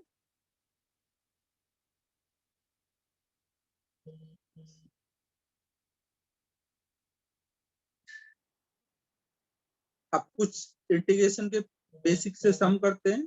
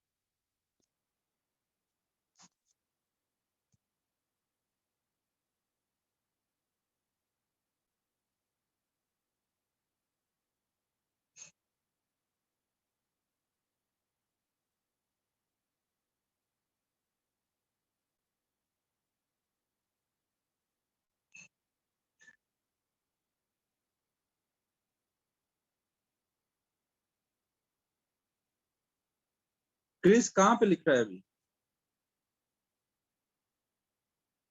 फॉर्मूले का नंबर बताओ, 12 13 14 कहाँ पर हो।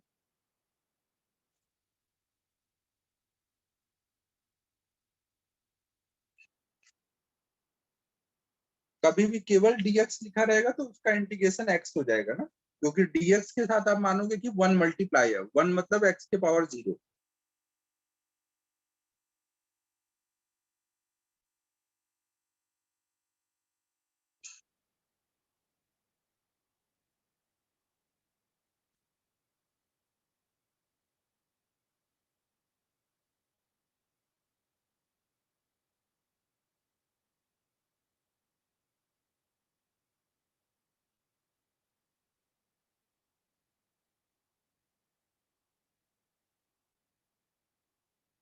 अब जैसे ये कुछ बेसिक से सम दिए हुए मैंने, इनको सॉल्व करना है।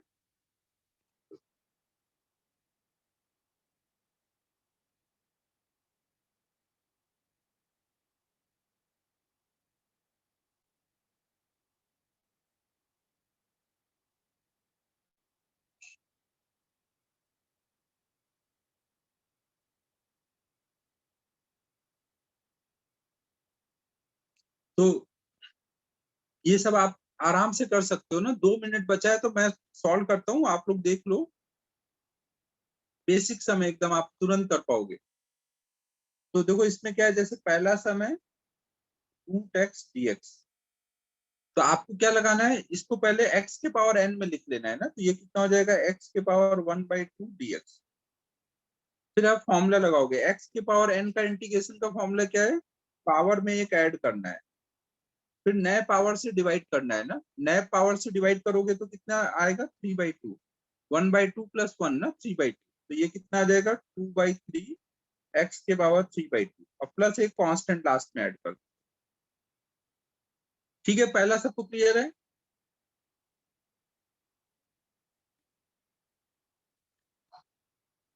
ठीक है बच्चों, x के पावर n के इंटीग्रेशन के लिए पावर में एक ऐड करना है और नए पावर से डिवाइड करना है।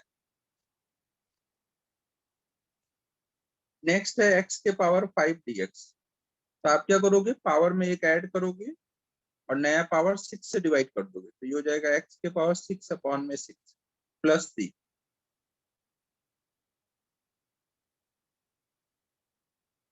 थर्ड, x के पावर -7 dx।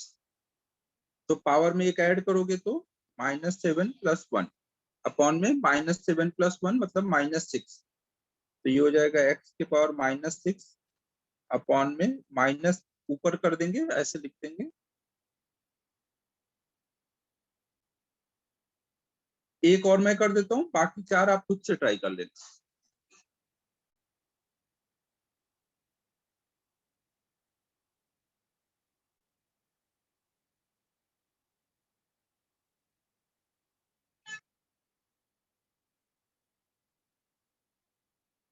ठीक है बच्चों, किसी को कोई दिक्कत इसमें? बहुत ही सिंपल है ये तो, इसमें तो कोई दिमाग लगाना ही नहीं है।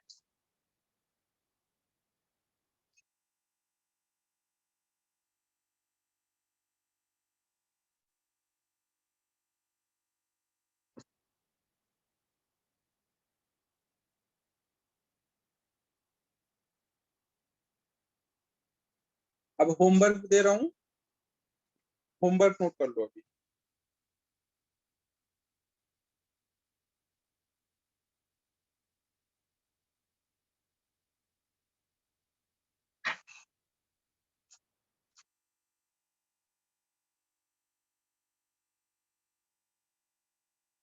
होमवर्क में देखो ये इलुस्ट्रेशन दे रहा हूँ, illustration 27, 28, 29।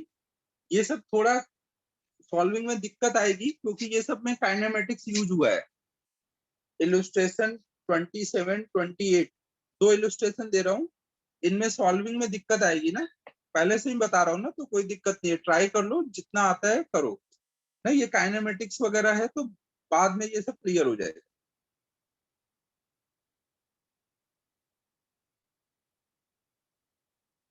Illustration 27, 28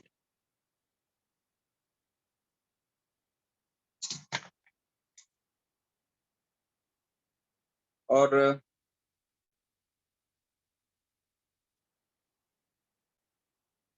Intex exercise 2 complete कर लेना ना।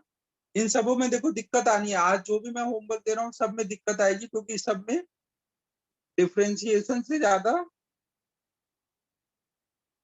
काइनेमेटिक्स का यूज पड़ रहा है। नहीं भी होगा कोई दिक्कत नहीं है ना, ट्राई कर लेना। और एक्सरसाइज 1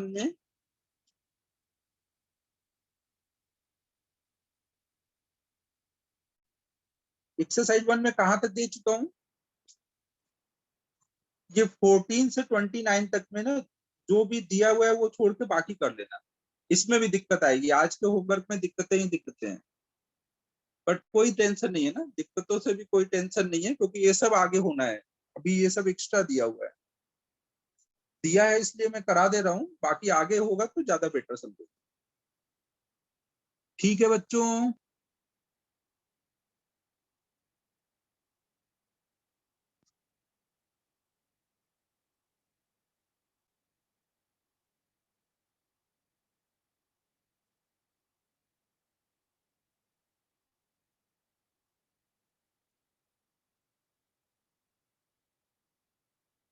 ठीक है, फिर नोट कर लो और क्लोज करता हूँ क्लास। Bye everyone.